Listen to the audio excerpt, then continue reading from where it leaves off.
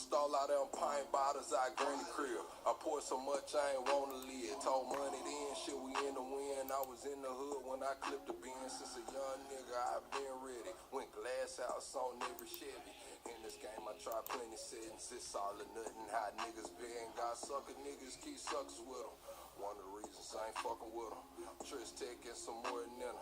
Guess she couldn't even afford a winner. I'm open late, don't need a scale, and it's always over. Sneak wishing well, I double down, slick shit to spell. Shawty know I don't kiss and tell. I'm faded, faded, faded, faded, faded, faded, faded. I'm faded, faded, faded, faded, faded, faded, faded. Hell, I'm faded, faded, faded, faded, faded, faded, faded. I'm faded, faded, faded, faded, faded, faded, faded, faded.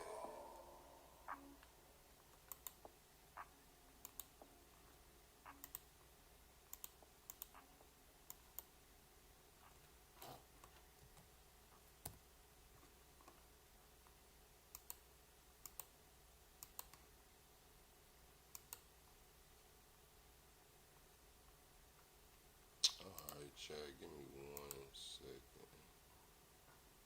Where the hell is it? There it is.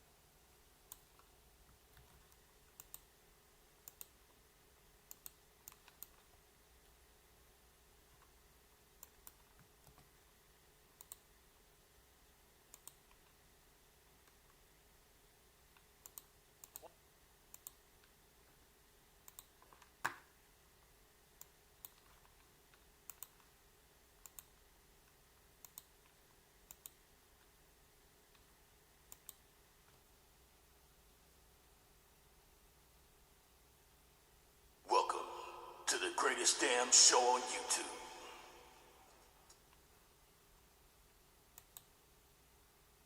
Welcome to the greatest damn show on YouTube. Real talk, real talk.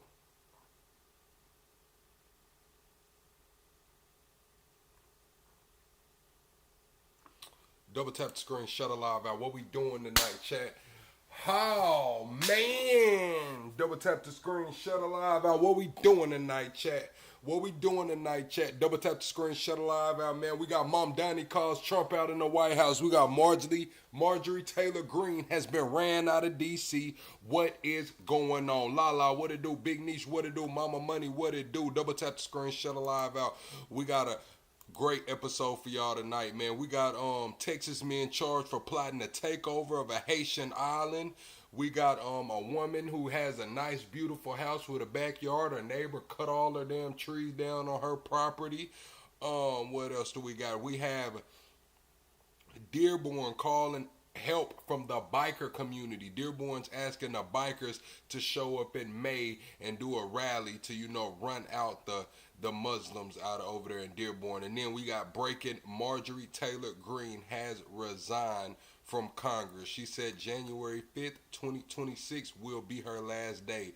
From, Trump's biggest supporter to out of Washington, man. We're going to cover all of that, man. Also, we're going to get into that Mamdani. We're going to get into Mamdani and Trump's interview. Y'all double tap the screen, shut a live out. We got an action-packed episode, man. Hope everybody's having a great night. Be sure to double tap that screen early and often. We 25 subscribers away from the next sub goal. Lala, you got them plain legs ready? We intro mode. Where that baby go at?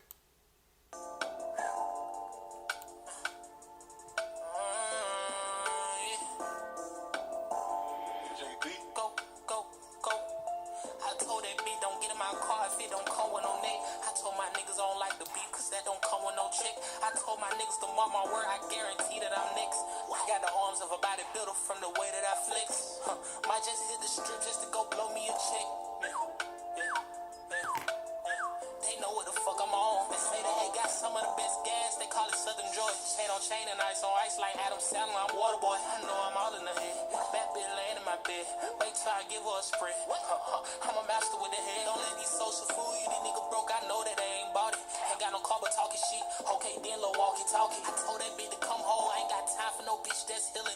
Puff the blood, she called me daddy, and I'm screaming out no D. I'ma make sure that she come. I'ma fuck her good with my tongue. I know the night is still young, so baby, let's get it in. I know just how she like it tonight. She spicy, she added a friend. They ain't identical, but they fuck alike. So in the bed, I call them twin. I call them twin. Bed, I call them twin. Bitch, and shoot a shoot. 1 + 1 that equal 2. What you tryna do? Go back for back, check a swoop for swoop. Either way it go, I'm on. Either way it go, I'm gone. Brody them just got like 100 on 'em and they tryna get 'em gone. What you call it, Jet Wet? What's the name? And he put it in his song. Brody them got the purest product, it's pink. You know this shit is strong. No diddy. I'm the type of nigga that turn my bitch up in each city. Brody cut out, we celebrating, we hit the gritty. I'm feeling like a baby, I'm tryna get that milk up out them titties. It's no question who young and the littest. If you want your bitch, then when she talking, hear her. If I want the bitch, I'm going Pittsburgh. Still her. I keep some on the side, I don't have trust in just the main bitch. Suck me up while I'm driving like damn, I'll die by this lane switch. Shit, different type of free, so we ain't never got a tussle. Throw it back like Miss London, and some of your life be hustle. Yeah. Oh man, double tap the screen, shut a live out. What we doing tonight, chat? Are y'all locked in, chat? Are y'all locked in, man? We finna have a great stream tonight. Thank you, Big Niche. Lifted says she needs to be independent, man. Marjorie Taylor Greene might just be mounting a comeback. She says that she's not playing 4D chess. I'm gonna tell y'all what I think it is. After Trump called her a traitor, she was done.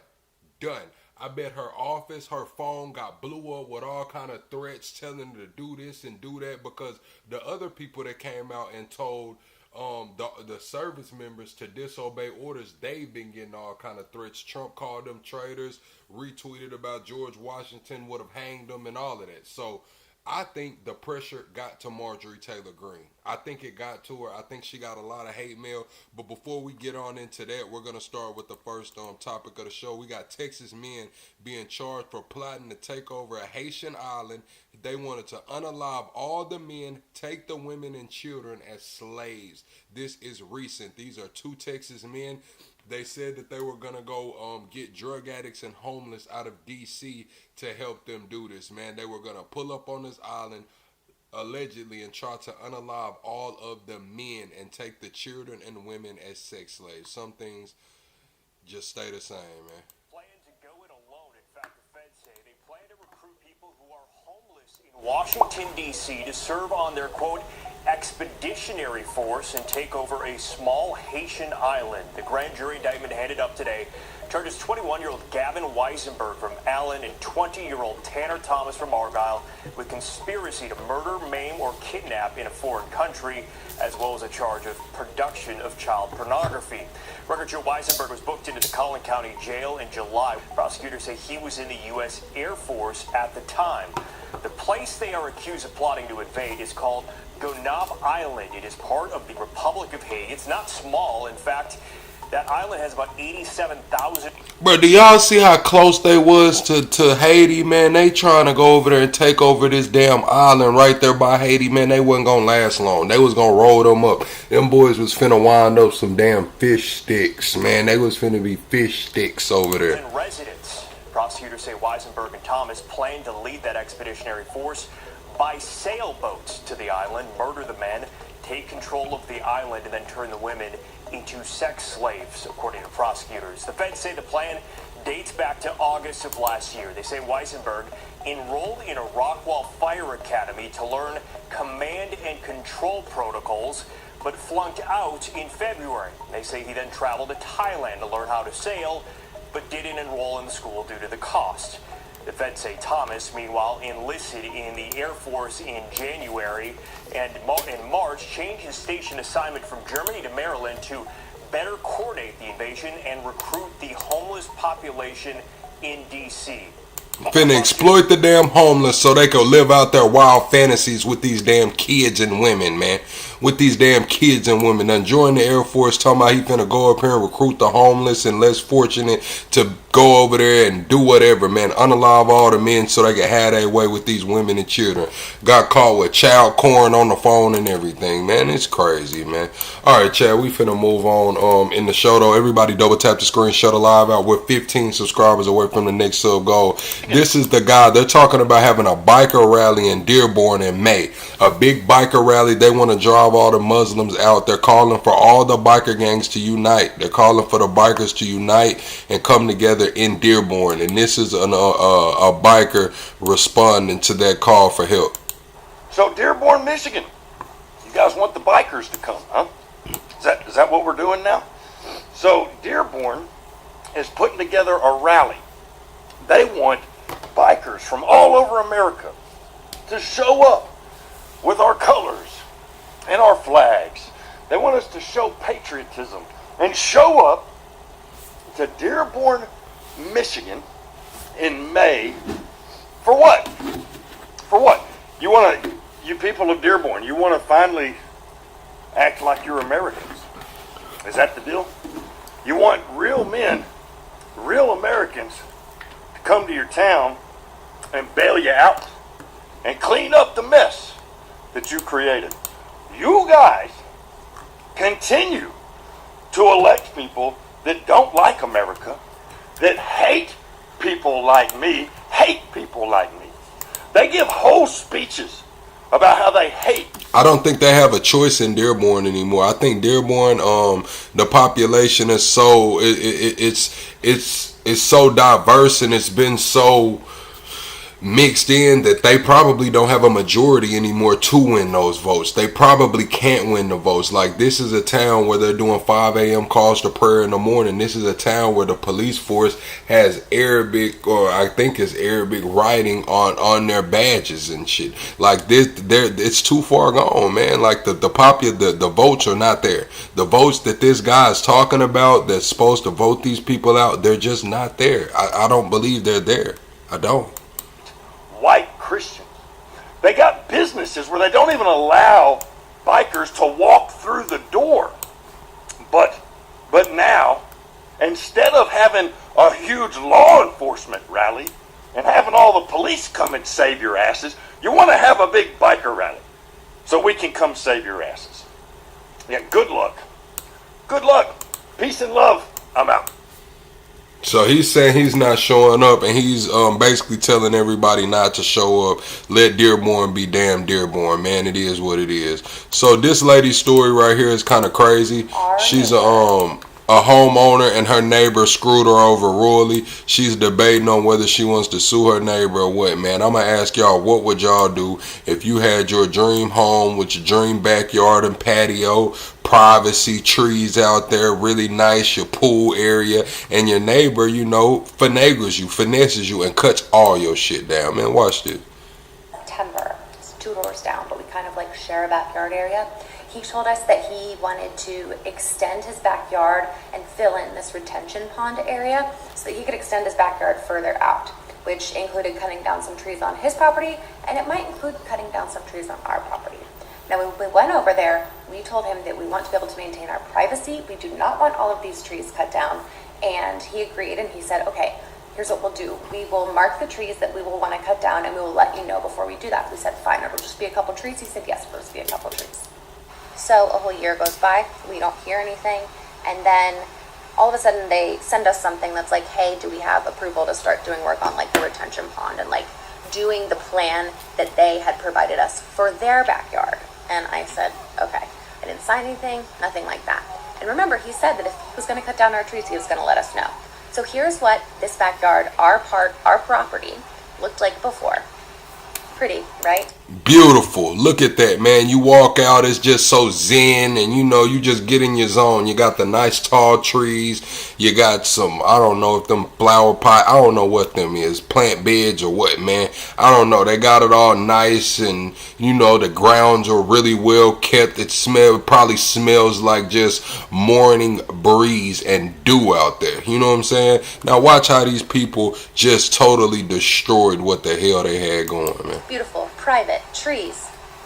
So imagine my surprise when I wake up one day to see this. Complete. Cut down all her shit, man. Cut down all her shit, man. What would y'all do if this was your yard, man? You went to bed with it looking all luscious and green, and you wake up and there ain't shit there, man. You can see right into your neighbor's damn backyard. You can see your neighbor when he's walking into his house off the porch crushing his damn beer can. And total destruction.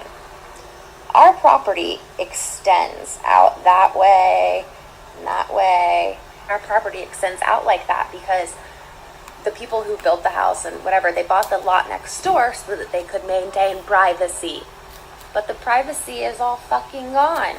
So I'm understandably like devastated by this. And if you follow me on Instagram, you saw my like true reaction yesterday. But I'm in the mad stage now. So last night I basically sent him. Y'all would have been tussling, man. There would have been a little tussling going on out there, man. If I was her husband, it might have been a little tussling going on about them trees. Basically saying, what the hell?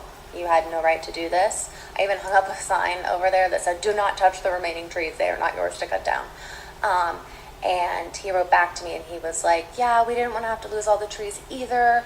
But, you know, the city said that we had to cut down all the trees to do this. I don't give a damn what the city told you. Did I tell you you could do that? You getting approval from the city to cut my shit down.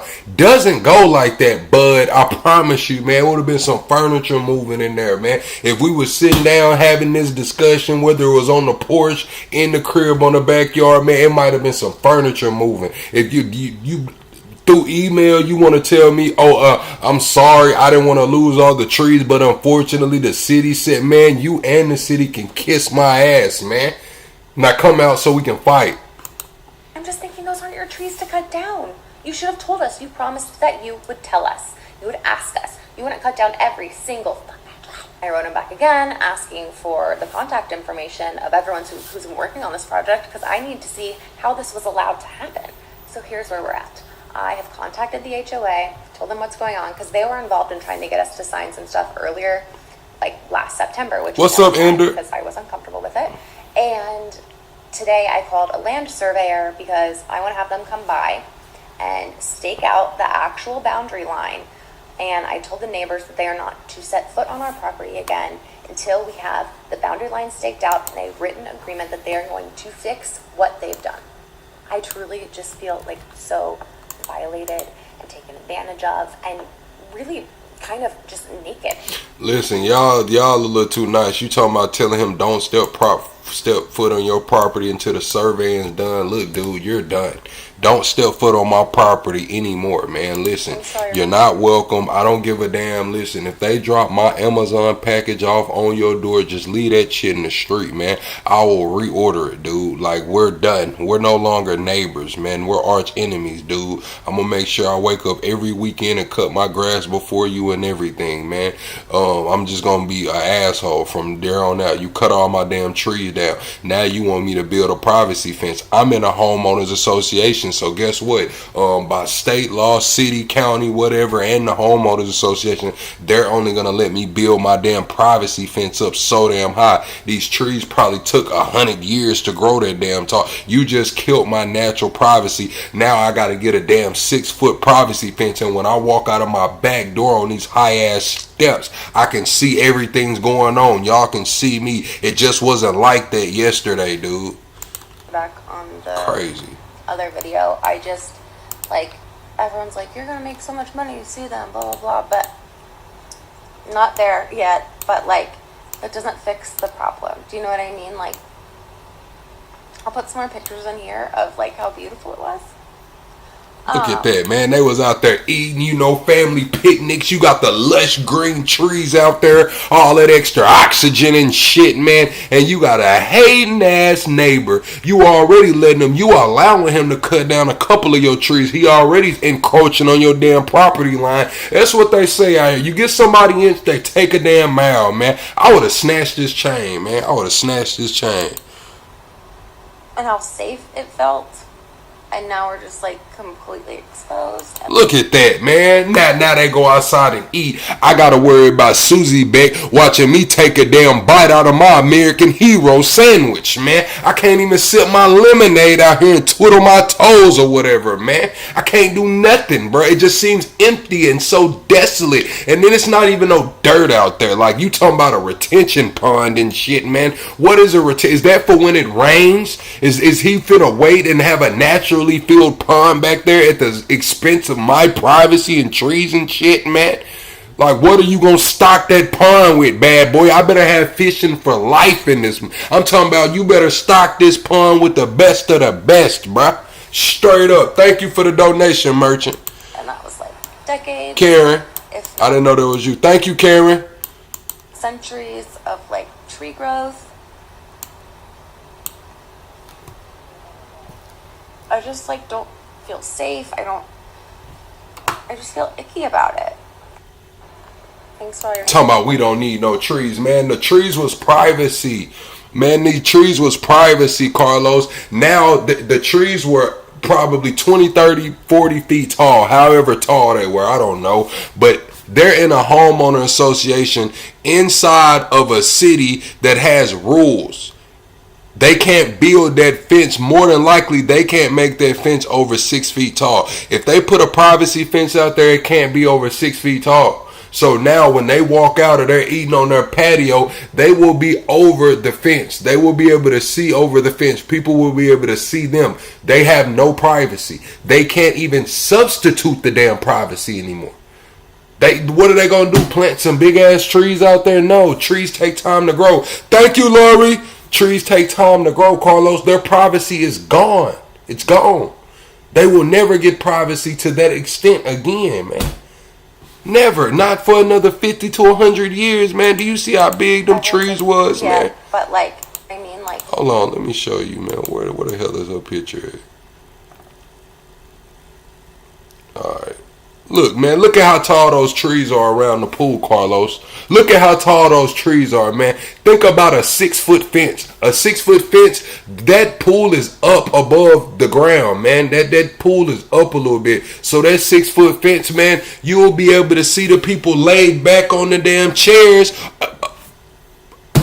over the fence, man. They're gonna be higher than that little bitty ass 6 foot fence, man. Look how big those trees are. Their privacy is gone, bro. Their view is killed, man. People spend money for views, man. Now the view doesn't have to always be an ocean. It doesn't have to always be a city front. Some people come to Arkansas so they can walk outside and see some damn trees. Maybe have a deer or something run through their backyard, a little rabbit, or maybe a damn cardinal or a blue jay, man. They ain't gonna have a damn bird around no more. What? It felt, and now we're. Look how happy that family is. That photo wouldn't be shit without them trees, man. With that dusty ass backyard they got now, man. All that brown dirt, burnt up shit, man. Trees looking bare, dry, and ashy, man. That photo wouldn't be shit without them trees, man. Let's be real. It's like completely exposed. Look at that, man. Can't get jiggy with this shit, man. Look at the fence that's down there already, Carlos. The fence that's down there already is probably like a chain link fence. It's probably like 4 feet, 3.5, 4 feet fence right there. If they can only go 6 feet tall, dude, the fence is not, even if they doubled that fence and made it 8 feet, they would be in violation and it still wouldn't offer them any privacy. They are screwed, man. They got the short end of the stick, dude. They got the short end of the stick, man. Alright, let's get into Marjorie Taylor Greene, y'all. We finna get into Marjorie Taylor Greene, and this is her resignation video. It's 2025, so people, I guess, they don't put in resignation letters anymore. You know what I'm saying? They just go live, man. They go live, drop them a resignation live or a resignation video and shit. We gonna stream it back. Let's see what MTG got to say. I've always represented the common American man and woman as a member of the House of Representatives, which is why I've always been despised in Washington, D.C., and just never fit in. Americans are used by the political industrial complex of both political parties, election cycle after election cycle, in order to elect whichever side can convince Americans to hate the other side more. And the results are always the same. No matter which way the political pendulum swings, Republican or Democrat, nothing ever gets better for the common American. Man, my bad, y'all. But yes, I was mad about them trees, Carlos, because one thing's for sure, two things for certain. What did they do with the trees? Now, these were, I don't know what kind of trees they were, but there was some damn wood. Did the company just take the trees? Did the neighbor sell the wood? Did the neighbor cut a deal with the tree with the tree cutting company, like, hey, look, if you let us get these trees, we'll knock off some money. You know what I'm saying? You let us, maybe they cut down trees. They probably have buyers for shit like that. And you know what I think the neighbor did was like, fuck it, cut all of them down. If you gonna give me a deal, cut all of that shit down. You know what I'm saying? And now he just pocketed some money, you know what I'm saying, off of they damn property. Man, kiss my ass. Yes, I'm mad about that. Or woman. The debt goes higher. Corporate and global interests remain Washington's sweethearts. American jobs continue to be replaced, whether it's by illegal labor or legal labor by visas or just shipped overseas. Small businesses continue to be swallowed by big corporations. Americans' hard-earned tax dollars. That's that oligarchy Bernie Sanders been talking about. I'm not gonna lie, Marjorie Taylor Greene, is sounding like an independent. Y'all say she gonna come back as a Democrat. I doubt it. How pro-Trump she is, but I don't know. She might. I do think that she's sounding real independent though. Nothing ever gets better for the common American man or woman. The debt goes higher.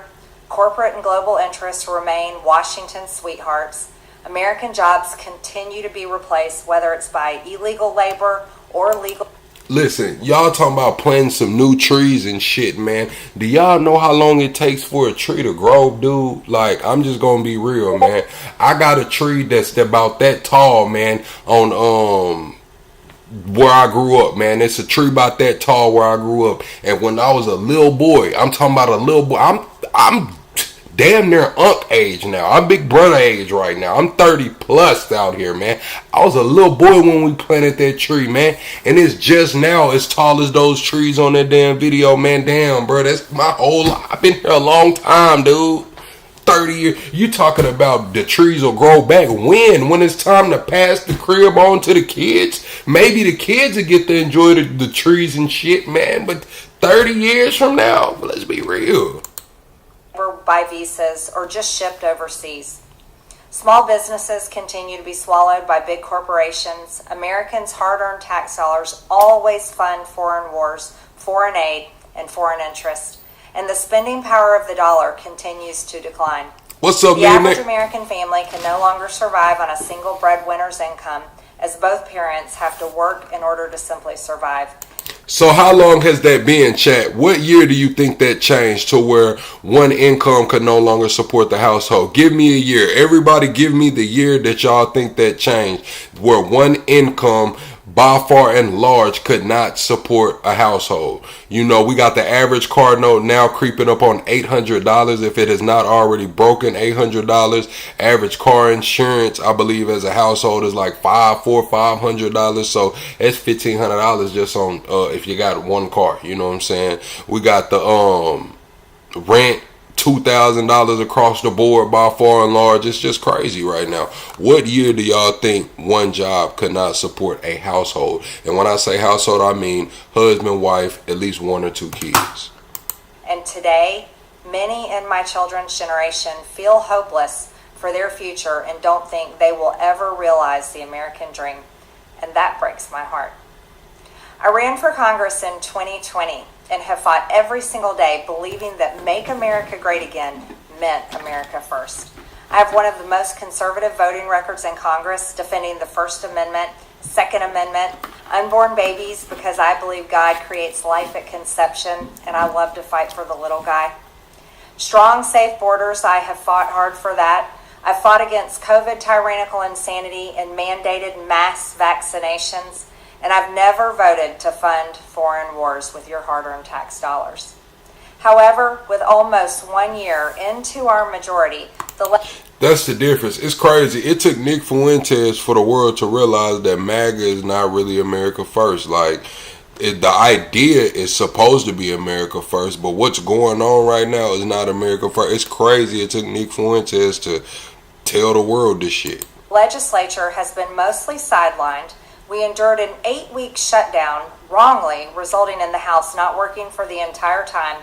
And we are entering campaign season, which means all courage leaves and only safe campaign re-election mode is turned on in the House of Representatives. During the longest shutdown in our nation's history, I raged against my own speaker and my own party for refusing to proactively work diligently to pass a plan to save Americans' health care and protect Americans from outrageous, overpriced, and unaffordable health insurance policies. The House should have been in session.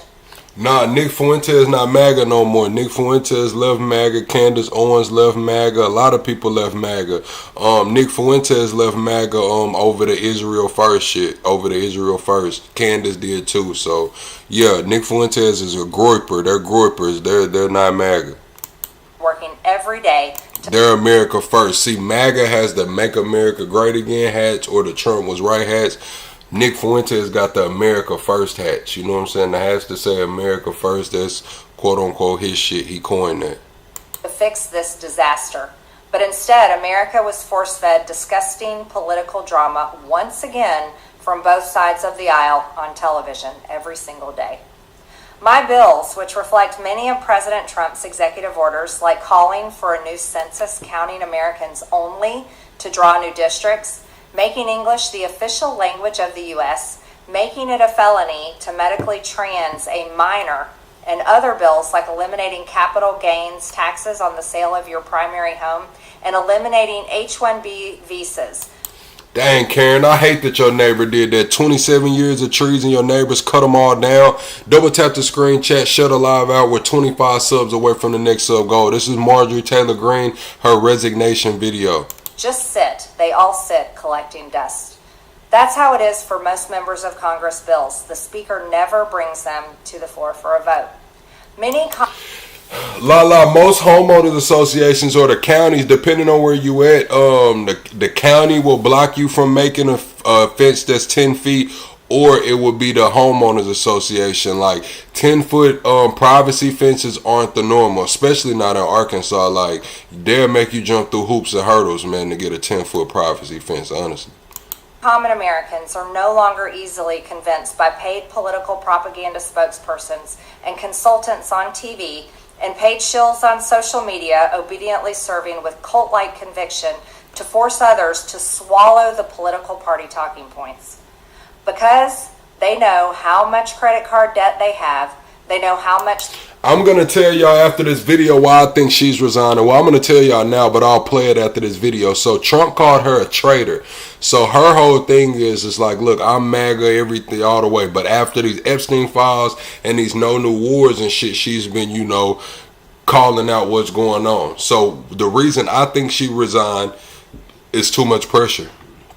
It's too much pressure. They're calling her office. They're probably threatening her. They're calling her whatever the phone number that they got. She's a public servant, so she has to have a number. They're probably leaving message after message telling her to do all kind of crazy stuff to herself or what they hope happens to her. Because the other group of people that told the service members to ignore the orders of Trump, they have been getting their phone lines flooded. I'm finna play some of those messages that they've been getting. So I can assume that Trump called her a traitor in front of everybody, like just straight up Marjorie Taylor Greene. So I know that she's been getting blasted on all social medias plus her phone as a congresswoman. The pressure just came too much. You can tell because she says, I'm going to go back home to Georgia and live out my life. You know what I'm saying? The pressure's getting to her. She's ready to just like a turtle. You know what I'm saying? She's going back in that shell right now. Their bills have gone up over the past 5 years. They actually do their own grocery shopping and no food costs too much. Their rent has increasingly gone up and up. They have been outbid by corporate asset managers too many times when they put in an offer to buy a house. They have been laid off after being forced to train their visa-holding replacement. The college degree they were told to earn only left them in debt with no big six-figure salary. They see more homeless people than ever on their own community streets. They can't afford health insurance or practically any insurance, and they just aren't stupid. These are the people I represent and love because that is who all of my family and friends are, common Americans. I've been blessed to represent the 14th District of Georgia for 5 years. The district is filled with some of the most wonderful, kind-hearted, God-fearing, patriotic, hardworking people you will ever meet. Good, regular, common Americans. I've worked hard to bring taxpayer dollars back home to help district needs. I impeached Biden's Secretary of Homeland after watching my constituents die as he facilitated dangerous open border invasion into America. And I led the effort to defund hard-left politically biased NPR and PBS and the corrupt USAID, and I did that as chair of the DOJ subcommittee. I have fought harder than almost any other elected Republican to elect Donald Trump and Republicans to power. I traveled the country for years. I spent millions of my own money. I missed precious time with my family that I can never get back. And I showed up in places like outside the New York courthouse in Collect Pond Park against a raging leftist mob as Trump faced Democrat lawfare. Meanwhile, Marjorie Taylor Greene did stand strong for the Republicans and MAGA, man. When it came to the Epstein files, she didn't bend, break, or fold. You know, she had a damn backbone and a spine. When it came to America First and no new wars and not taking that AIPAC money, she stood. She had a damn spine. And this is what happens sometimes when you have a damn spine, man. That's why I say people like to call centrists, you know, I know she's not a centrist, but say centrists don't have a spine. No, you calling out bullshit. We don't, that people think that centrists just agree with both sides. No, a lot of times we think both the sides got it fucked up. You know what I'm saying? Like, straight up. She has no home anymore. MAGA's disbanded her. Trump's called her a traitor. If you're a Republican and you rocking with her, you know what I'm saying, it looks like you got a dirty t-shirt on. The Democrats can't bring her in. You know what I'm saying? She just can't even go over to the Democrats because she'll look like a flip-flop. So she's calling it quits. She's waving a white flag, man. It's over with. It's over with, man. Because she had a damn spine. It's crazy. most of the establishment Republicans who secretly hate him and who stabbed him in the back and never defended him against anything have all been welcomed in right after the election. And I will never forget the day I had to leave my mother's side as my father had brain surgery to remove cancerous tumors in order to fly to Washington, D.C. to defend President Trump and vote no against the Democrats' second impeachment in 2021. My poor father and my poor mother, it was way too much for all of us. Through it all, I never changed or went back on my campaign promises and only disagreed in a few. So do y'all think who crazier, man? Do y'all think Marjorie Taylor Greene is crazier than Laura Loomer? Or if y'all had to pick, man, the craziest one out of the two, Laura Loomer or Marjorie Taylor Greene, man? Few areas. Because y'all know Laura Loomer is an advisor to the Pentagon. How? I don't know. It's crazy. Like my stance against H-1Bs replacing American jobs, AI state moratoriums, debt for life 50-year mortgage scams, standing strongly against all involvement in foreign wars, and demanding the release of the Epstein files.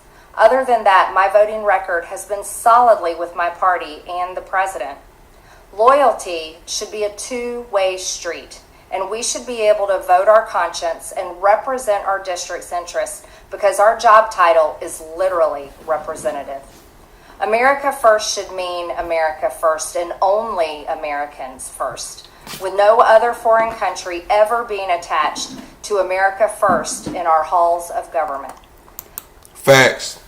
Facts. I say that no dual citizenship should be able to hold office. All of them different country flags outside of the damn offices on Capitol Hill, that shit gotta go, man. I'm sorry. We can say it's been going on or whatever. Well, the shit needs to stop today because it's gotten to a point to where we don't know what's real or not. And until we can sort some shit out, all activities need to cease, man. Until all activities need to cease, man. Straight up. That's where I'm at with it, man. No dual citizenship holding office, man. None of these extra damn pins and flags and shit. These extra pins and shit, man. Listen, man. If nah, man, I don't give a damn. You an ambassador or what, man? I don't care, man. All of them pins. That pin should have, some stars and stripes on it, man. Straight up. Standing up for American women who were raped at 14 years old, trafficked and used by rich, powerful men should not result in me being called a traitor and threatened by the President of the United States, whom I fought for. However, while yes, hurtful, my heart remains filled with joy, my life is filled with happiness, and my true convictions remain unchanged, because my self-worth is not defined by a man, but instead by God, who created everything in existence. You see, I have never valued power, titles, or attention, in spite of all the wrong assumptions about me. I do not cling to those things because they are meaningless and empty traps that hold too many people in Washington. I believe in term limits and do not think Congress should be a lifelong career or an assisted living facility. My only goal and desire... Yeah, they had got people in Congress that, you know, they didn't even know where she was at. What was the woman in Texas name? I forgot her name. That she was in the damn nursing home. She had been in the nursing home for some months. They didn't even know she hadn't been showed up to do no duties because she was in the nursing home, man, and nobody knew.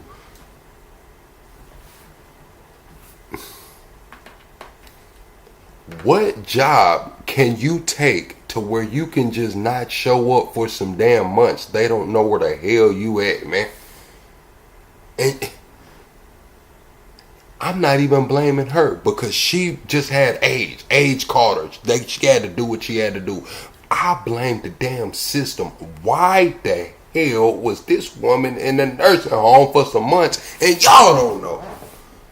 I promise you, I can't go to Burger King, a McDonald's, or a Taco Bell and go missing for 6 months, bro, and still have my damn job. Ain't no way. Ever been to hold the Republican Party accountable for the promises it makes to the American people and put America first. And I have fought against Democrats' damaging policies like the Green New Deal, wide open, deadly, unsafe border policies, and the trans agenda on children and against women. With that has brought years of non-stop, never-ending personal attacks, death threats, lawfare, ridiculous slander and lies about me that most people could never withstand even for a single day. It has been unfair and wrong, not only to me, but especially to my family, but it's been wrong to my district as well. I have too much self-respect and dignity. I love my family way too much, and I do not want my sweet district to have to endure a hurtful and hateful primary against me by the president that we all fought for, only to fight and win my election while Republicans will likely lose the midterms, and in turn be expected to defend the president against impeachment.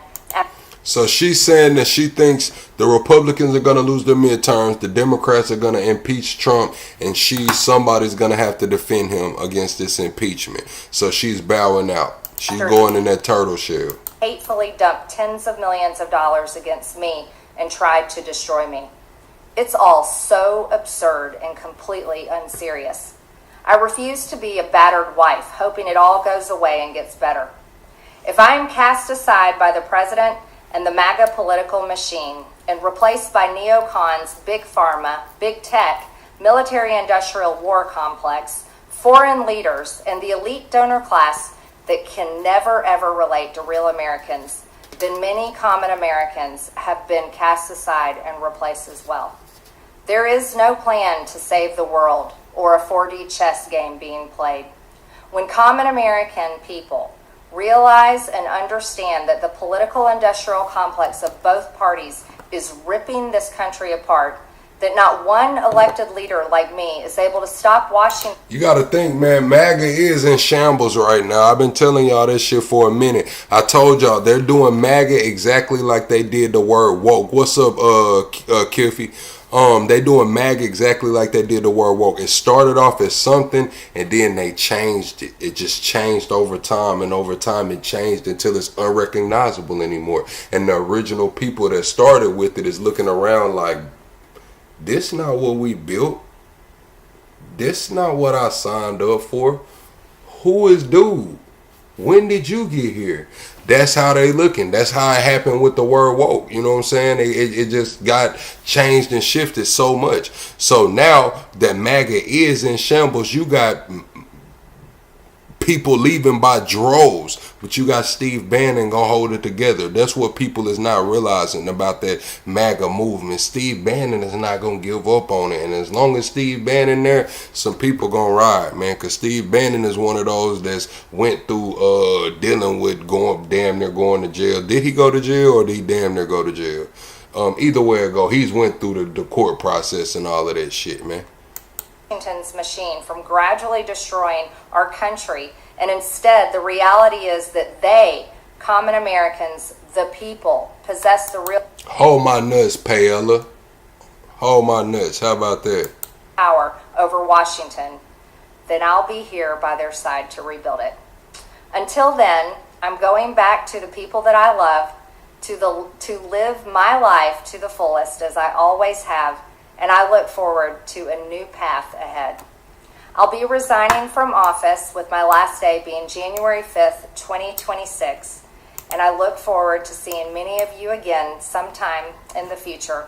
May God bless you all, and may God bless America.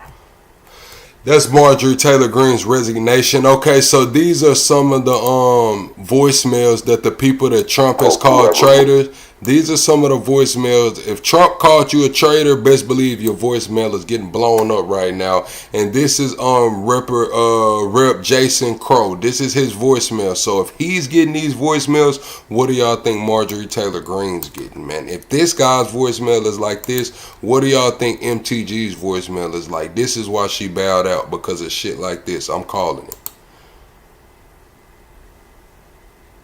I hope whoever blows your fucking brains out records it, because I would like to watch you stupid cunt. What a fucking loser you are.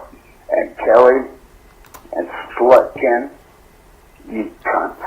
You deserve to die. I hope you all get murdered. I hope you all get fucking throat slashed. You disgraced America, and I pray you die today, but not before your family does. I pray they die a painful death. Have a blessed day. And if they do die today, just sure I'll be in church this Sunday, because there is a God. Up and die, you worthless fucking traitor. Scum. I hope somebody kills you and your whole family, an illegal alien. I hope they kill you and your whole family for you letting them in the country, you scummy bitch. You ain't an American fucker. You're a communist, you Jason Crow, you scummy little bitch.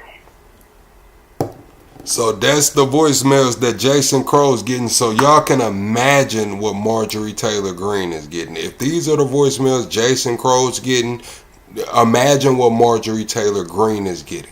Like, that's why I believe she bowed out. I'm going to play it one more time, man. I believe this is why she bowed out, man. Listen to this dude. Close your fucking brains out. Record it, because I would like to watch you stupid cunt. Fair what use. A fucking loser you are. And Kelly and Slutkin, you cunt. You deserve to die. I hope you all get murdered. I hope you all get fucking throat slashed. You disgraced America, and I pray you die today, but not before your family does. I pray they die a painful death.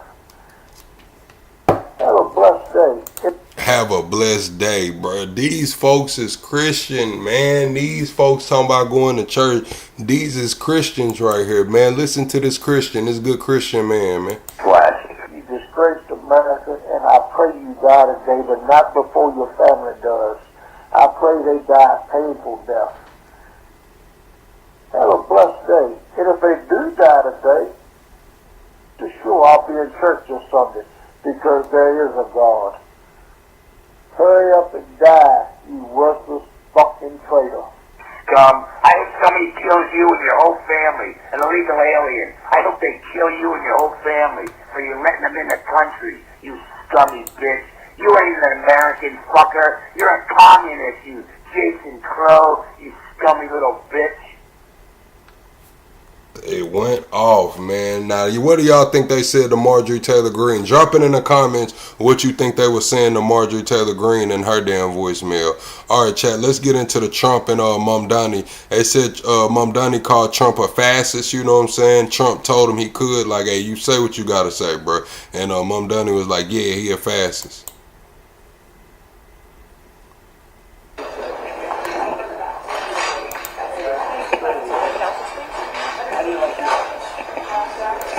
Man, it ain't no way AP got this dual damn lit camera in here, man. Appreciate you, AP, for being on the scene front and center to get this damn interview. But what the hell is going on with the lighting in this joint, man? This shit looks like a damn painting, bro? Like, what is going on here, man? Is the Oval Office not well lit?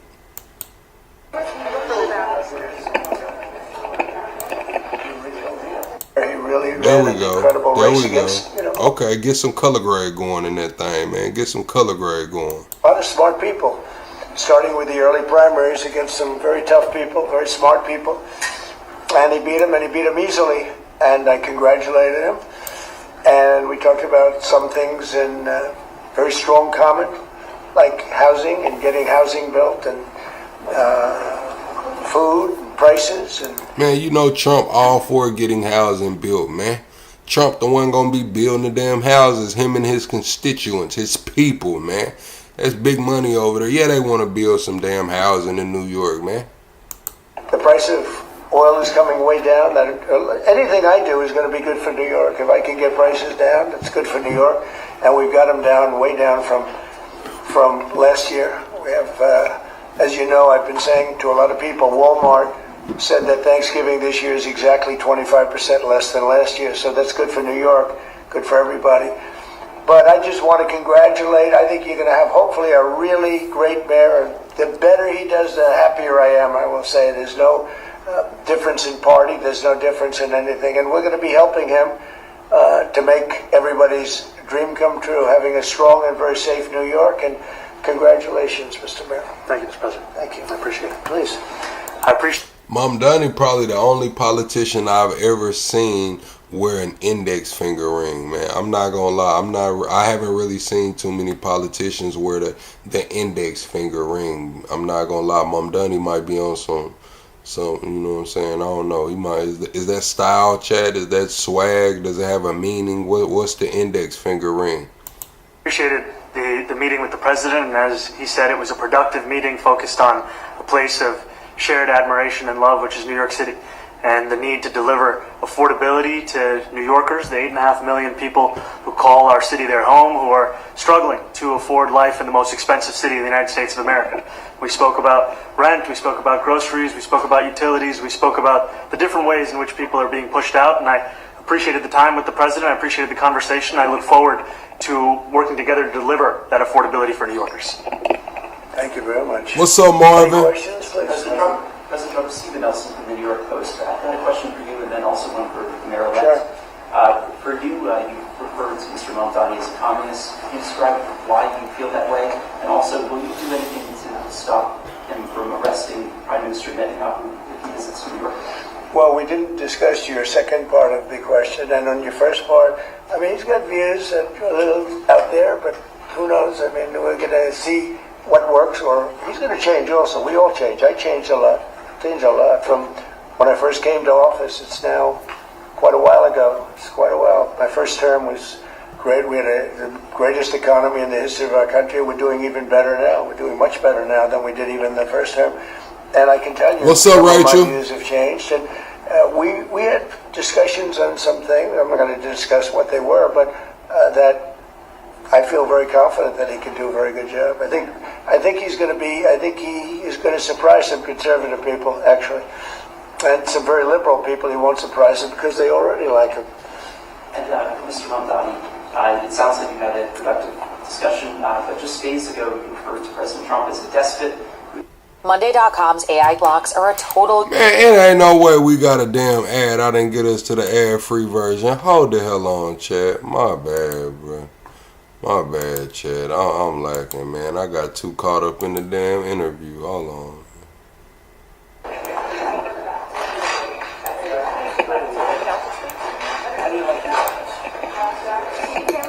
Focus not on places of disagreement, which there are.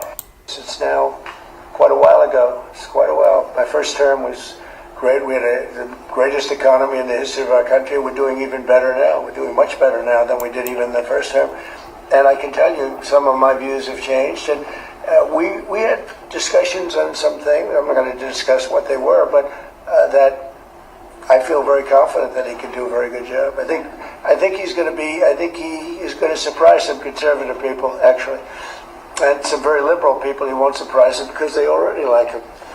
And Mr. Mamdani, it sounds like you had a productive discussion, but just days ago you referred to President Trump as a despot who betrayed the country You said you'd be his worst nightmare and accused him of having a fascist agenda.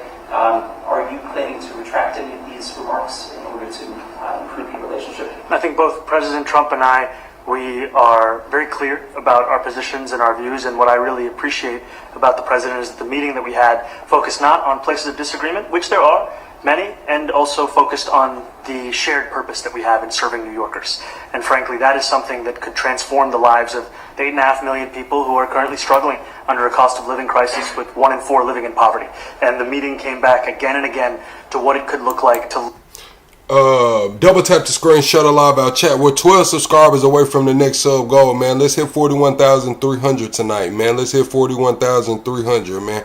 12 subscribers away, man. Double tap the screen as well. We trying to get to 100 likes. Yes, sir says that microwave popcorn gives you cancer. And then he says, I have some allegedly and some tortillas. Just tortillas? Like you're not gonna put nothing with them tortillas? No syrup, no nothing, just tortilla?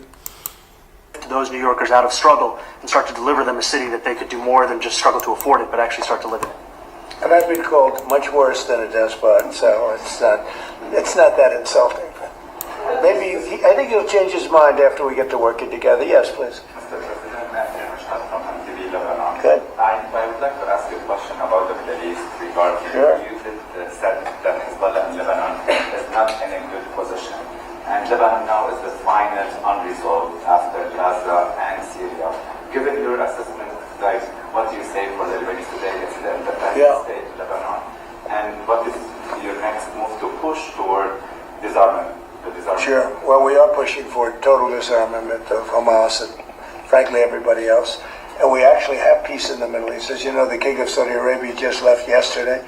We had some great meetings, and he's made a contribution toward the United States of more than $1 trillion. We have now over $20 trillion coming in. No country has ever had anything like that, not even close. If you go to $2 trillion or $1 trillion, it's a lot. We have 20 or $21 trillion. I think that Hezbollah has been a problem, and that's the thing, Calvin. You said you can run a country. Anybody can run a country. It's about who's going to run the country good. Who's going to do a good job at running the country. Who's going to leave the country in a better position. Anybody can run this motherfucker if you want to be real. It's just who's going to do a good job. That's the difference. Big problem. We're working with Lebanon. We're working with everybody in the Middle East. That's another thing I think we have in common. We want to see peace in the Middle East, and we actually have now for the first time peace in the Middle East after 3,000 years. And now we're going to refine it, and I think you're going to see some very positive things happen. There is a potential to invite the Lebanese president. Oh, sure. Oh, I would do that, absolutely. And if the mayor would like to be here for that meeting, because I know he feels very strongly. I think you feel very, very strongly about peace in the Middle East. We desperately want it, and that's something that I shared with the president, that when I spoke to New Yorkers who had voted for the president last November on Hillside Avenue and Fordham Road, I asked them why. I heard again and again two major reasons. One was that they wanted an end to forever wars. They wanted an end to the taxpayer dollars we had funding violations. What's up, Classified? And they wanted to address the cost of living crisis, and I appreciated the chance to discuss both of those things. He said a lot of my voters actually voted for him, and I'm okay with that. I'll do that. I'll sign it. Give it to me. I'll sign it in a minute. That's pretty good. Mr. President, you threatened to send federal troops to New York City. You both have differences when it comes to ICE agents in New York City. Mr. Mamdani, you called ICE a rogue government entity. I wonder how you reconcile your differences on both of those issues. Well, I think we're going to work them out, and I think that if we have known murderers and known drug dealers and some very bad people, we want to get them out. And the mayor wants to have peace. We discussed this at great length, actually, maybe more than anything else. He wants to have a safe New York. Ultimately, a safe New York is going to be a great New York. If it's not safe, no matter how well we do with pricing and with anything else, we can talk about anything you want. If you don't have safe streets, it's not going to be a success. So we're going to... Bro, that wasn't just like a month ago, Mamdani talking about I'm finna be Trump's worst nightmare. Now he in the Oval Office, you know what I'm saying, with fingers clutched and shit, getting the, you know what I'm saying? I mean, of course, it's better for New York that they work together, but I'm just saying, like, this shit be... On the campaign trail, motherfuckers will sell salt to a snail on the campaign trail, won't they? to work together. We're going to make sure that if there are horrible people there, we want to get them out. I think he wants to get them out, maybe more than I do. So we'll work together. We discussed it at great length. Yes, please. Yeah, two questions, if I may. One for you, Mr. President, from BBC in a second. But first of all, to the Mayor-elect. You're both, from different parts of the political spectrum, you're both populists, though. And I just wondered to what extent the President's campaign style, his techniques, his social media use inspired any part of your campaign. Well, I actually told the President that, so much of the focus of our campaign has been on the cost of living crisis. And when we asked those New Yorkers who had voted for the President, when we saw an increase in his numbers in New York City, that came back to the same issue: cost of living, cost of living, cost of living. And they spoke about the cost of groceries, the cost of rent. Carlos, it's salt, not saw. It's selling salt to a snail. The cost of Con Ed, the cost of childcare. And too often politicians are looking to lecture to New Yorkers what they should care about as opposed to listen. And when we spoke to those voters who voted for President Trump, we heard them speak about cost of living. We focus on that same cost of living, and that's where I am really looking forward to delivering for New Yorkers in partnership with the President on the affordability agenda.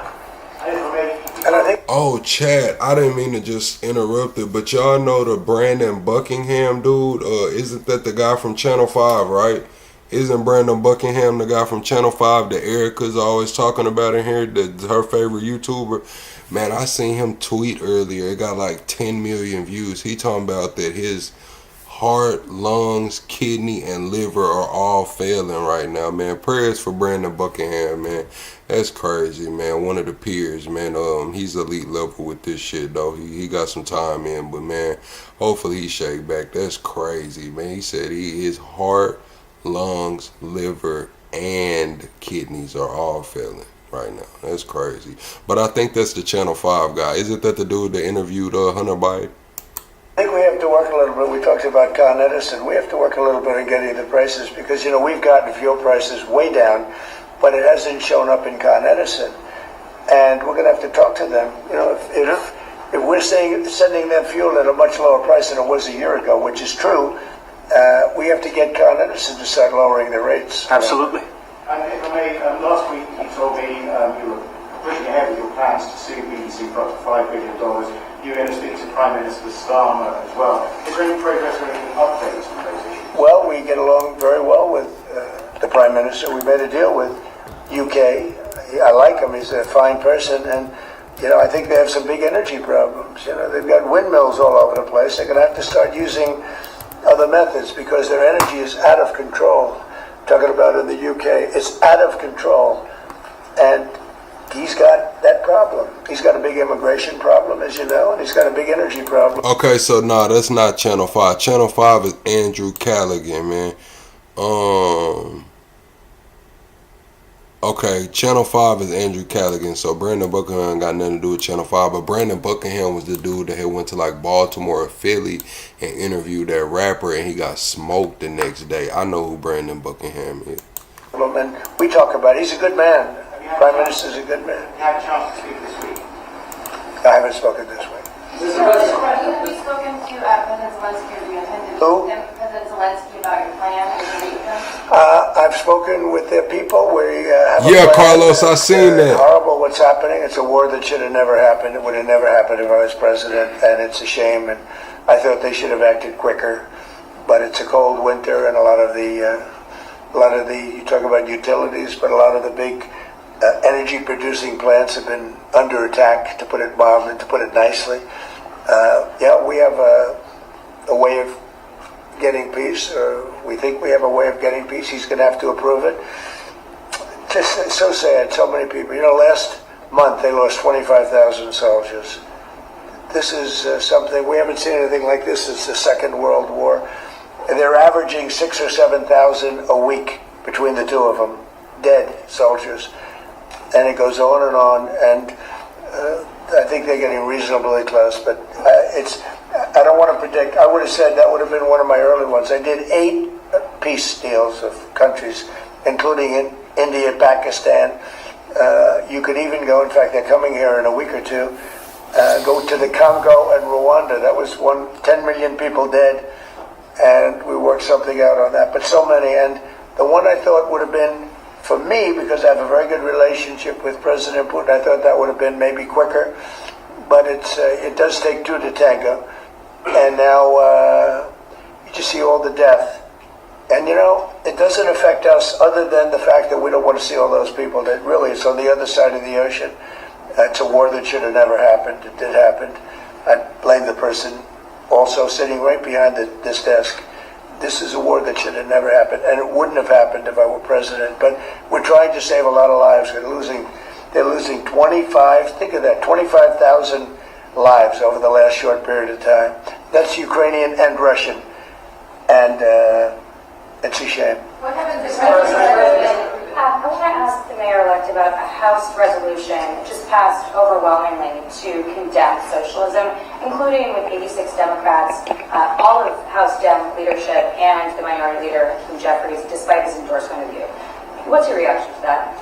I have to be honest with you, I focused very little on resolutions. Frankly, I've been focusing... Socialism. I understand. I think the focus is on the work at hand. I can tell you I am someone who is a democratic socialist. I've been very open about that. And I know there might be differences about ideology, but the place of agreement is the work that needs to be done to make New York City affordable. That's what I look forward to. And I want to clarify your answer to Stephen Nelson. He asked about your comment calling the president a fascist, and your answer was, both President Trump and I have been clear about our positions and our views. Are you affirming that you think President Trump is a fascist? I've spoken about... That's okay, you can just say yes. Okay. That's easier. It's easier than explaining it. I don't mind. And Mr. President, I wanted to ask you also about this Ukraine plan. Yeah. President Zelensky said today that his country would risk either giving up a partner or giving up its dignity. There's been criticism that this deal... Even he doesn't... Oh, yeah, Chad. That's what I was supposed to read, y'all, man. This is, where is it, man? Oh, this is what Zelensky said today, man. Zelensky came out and was talking crazy today, but I had to translate it. It says, Ukrainians, there comes a moment in life every nation... There comes the moment in life of every nation when everyone needs to talk things through honestly, calmly, without speculation, rumors, gossip, without anything extra, just as things are, just as I've always tried to speak to you. Right now is one of the hardest moments in our history.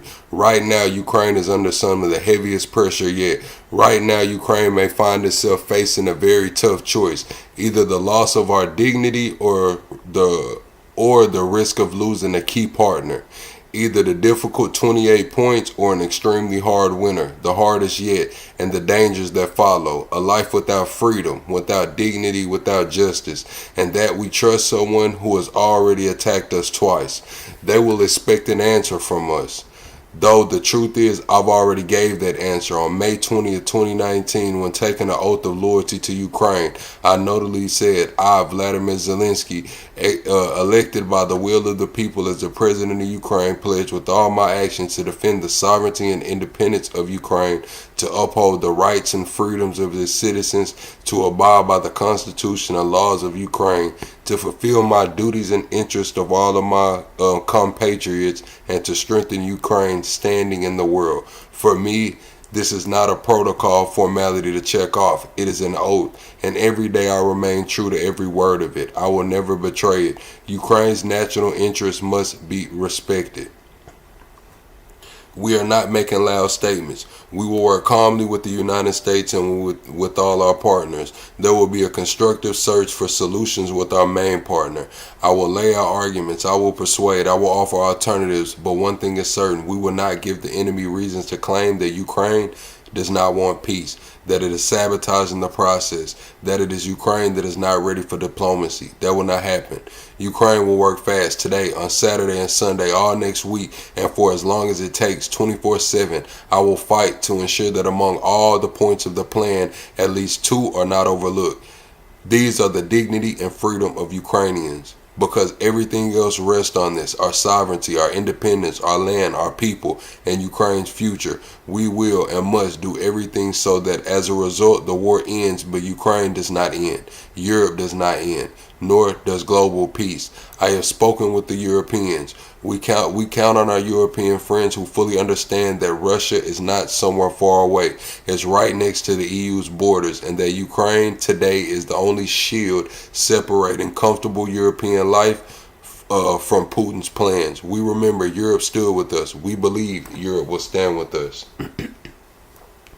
Ukraine does not live through the deja vu of February 24th, when we felt alone and when no one could stop Russia except our heroic people who stood like a wall against Putin's army. And of course, it was nice to hear the world say Ukrainians are incredible.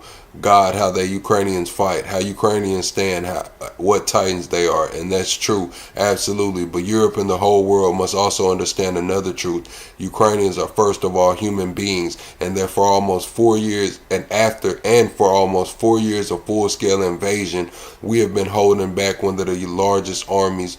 We have been holding back one of the largest armies on earth. We are holding front lines stretching thousands of kilometers, and our people endure nightly shelling, missile attacks, ballistic missile airstrikes, and Shahed strikes. Every day our people lose their loved ones, and our people desperately want this war to end. Yes, we are made of steel, but any metal, even the strongest, can give way. Remember this. Stay with Ukraine. Stay with our people. And that means stay with dignity and freedom. Yeah, it's a whole lot of the rest of this shit, man. But that was the main gist of it. I'm going to say this, man. I don't think Americans should be able to go fight for other countries either. I think they need to stop that shit, too. It's unclear. He was sort of saying he'll have to like it, and if he doesn't like it, then they should just keep fighting. I guess The suggestion that you made, though, was that if he doesn't accept it, that the U.S. would pull back its support for Ukraine. Well, at some point he's going to have to accept something. He hasn't accepted. You remember right in the Oval Office not so long ago, I said, you don't have the cards. Don't forget, I inherited this war. This war never would have happened. I inherited this war. And I thought he should have made a deal a year ago, 2 years ago. The ultimate deal would have been if it never started. That would have been a good deal. That could have been done too if you had the right president, but you didn't have the right president. Mr. President, cost of living is something that you and Mr. Mamdani seem to agree on. Right. Democrats have run New York City for a long time, Mr. Mamdani. Do you see Democrat policy specifically as being a problem? And I'd like that to be a question that both of you could answer.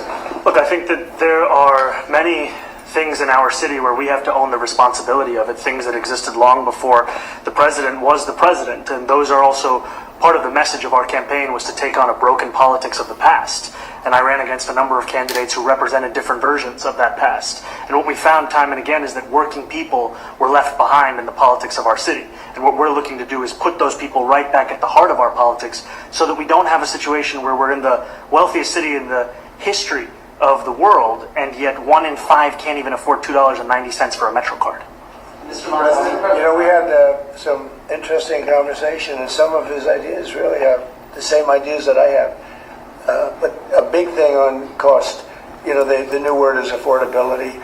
Another word is just groceries. Talking about he was going to be hard on Trump. Now he over there kissing ass. I ain't going to lie, the way Trump, you know what I'm saying? Trump did used to be a Democrat too, though. You know what I'm saying? So we got to keep that in mind.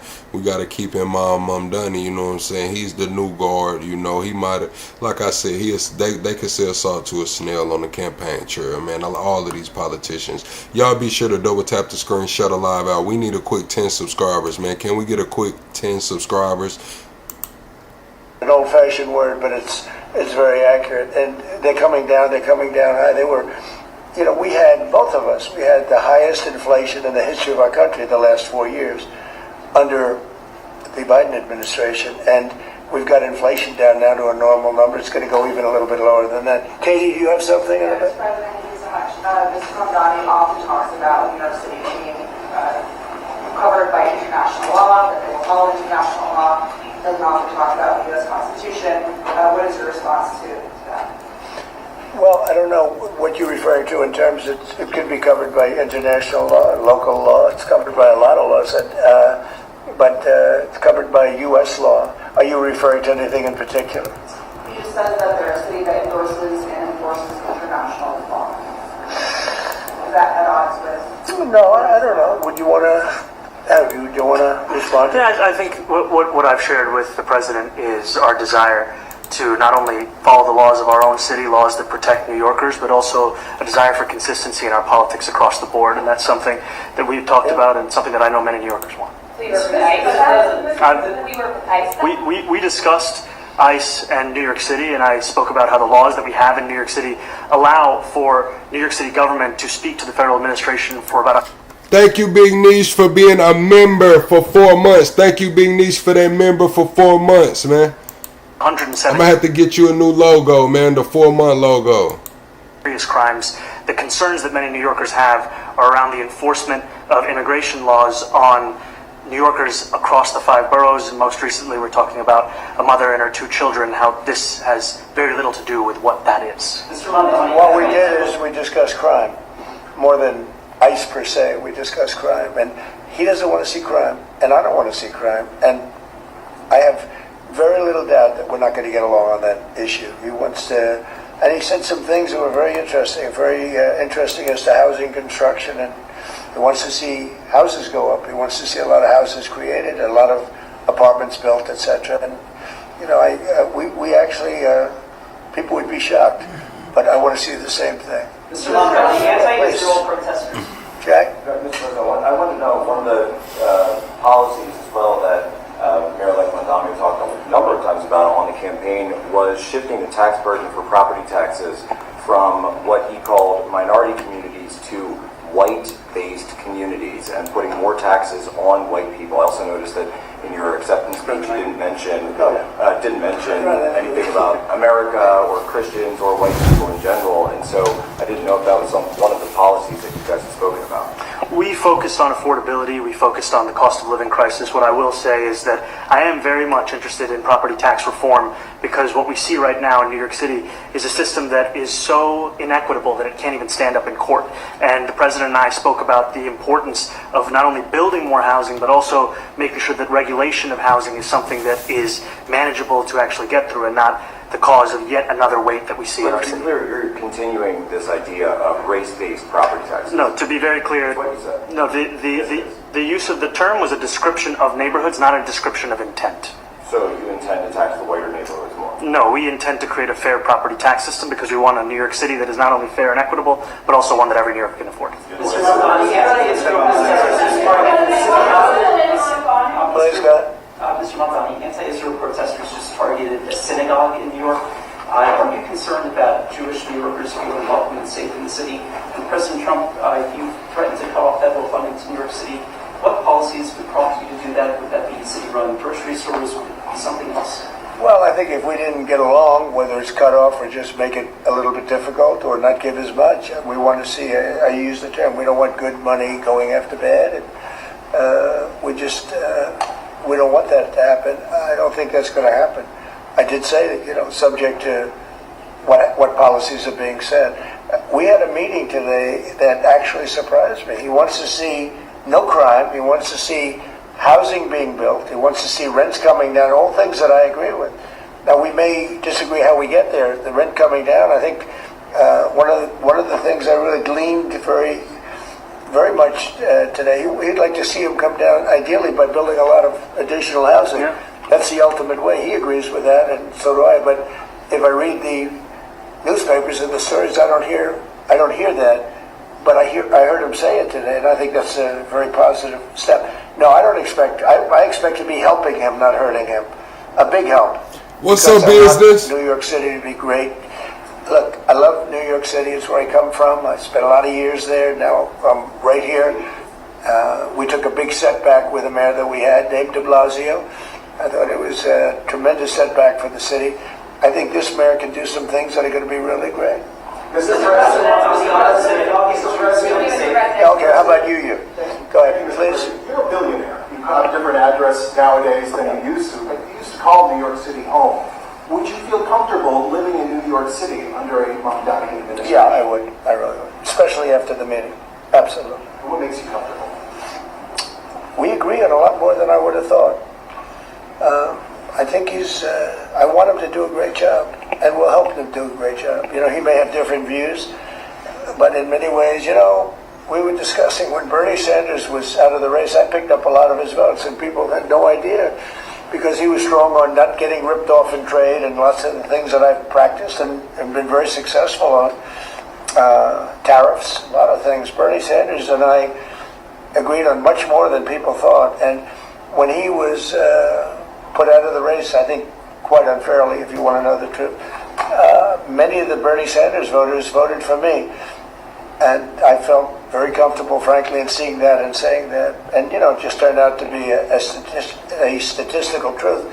But no, I feel very comfortable. I would feel very, very comfortable being in New York, and I think much more so after the meeting. Yes, please. Thank you, Mr. President. I have a question for you, but a very quick one for the mayor. I'm going to keep it all the way real with y'all. Bernie Sanders cool and all, man, but he would have been too damn old to this go around. And like, just think about, bro, if Bernie Sanders would have won the last election, man, think about that. Bernie Sanders would be looking old as hell up there as president. Why did you fly here? Aren't trains greener? I'll use every form of transit, and I want to make sure that they're all I know Trump old too, y'all. Don't get it. I know Trump old too here. all affordable in New York City, and that's why making buses fast and free is a centerpiece of our campaign. There is a bus that Well, but I know, but if he flew, that's a lot quicker too. You know, I mean, he's working very hard. For him to be, that's a very long drive. I'll stick up for you. You know, the plane takes you 30 minutes and driving takes you a And long. Mr. President, I was wondering if you could clear up some confusion around a Washington Post report. There was this explosive report that the Coast Guard is no longer going to characterize swastikas and uses as hate symbols. DHS called that a lie and fake news. Can you clear up? I don't know anything about it. When was this written? Yesterday. Look, the Coast Guard's an incredible group. Man, Trump talking about, he gonna smile, talking about something. I don't know anything about it. When was this done? Y'all know the Coast Guard just said that swastikas, Confederate flags, and noose, like to you know, unalive people, a noose, they're no longer under the hate speech. They're no longer under the hate speech or the hate category. Of people I know very well. We just ordered a lot of new Coast Guard cutters, beautiful, the most magnificent ship. They look like yachts with lots of guns on them. So I don't know, I haven't seen any report like that, but certainly we want them to remain a great force, and they are. Mr. President, and you did the peace in all the 9 months around the world. I would like to ask Mr. Mamdani, you accused the U.S. government of... He didn't say, I haven't heard anything about it, but... and clarified whether he agreed or disagreed or nothing. Like, he just was like, look, so you know what that means, man. Straight up, he don't give a damn. That's what he's saying. He don't give a damn. I haven't heard nothing about it. He didn't say, but no, they shouldn't let swastikas or Confederate flags or nooses, you know what I'm saying, they should leave it, you know, the way it is. He didn't say that. He didn't say nothing, actually. He was just like, you know what, man, those guys drive some boats that look like yachts with big guns hooked up to them, man. That's what they do. Committing genocide in Gaza while President Trump was working on peace.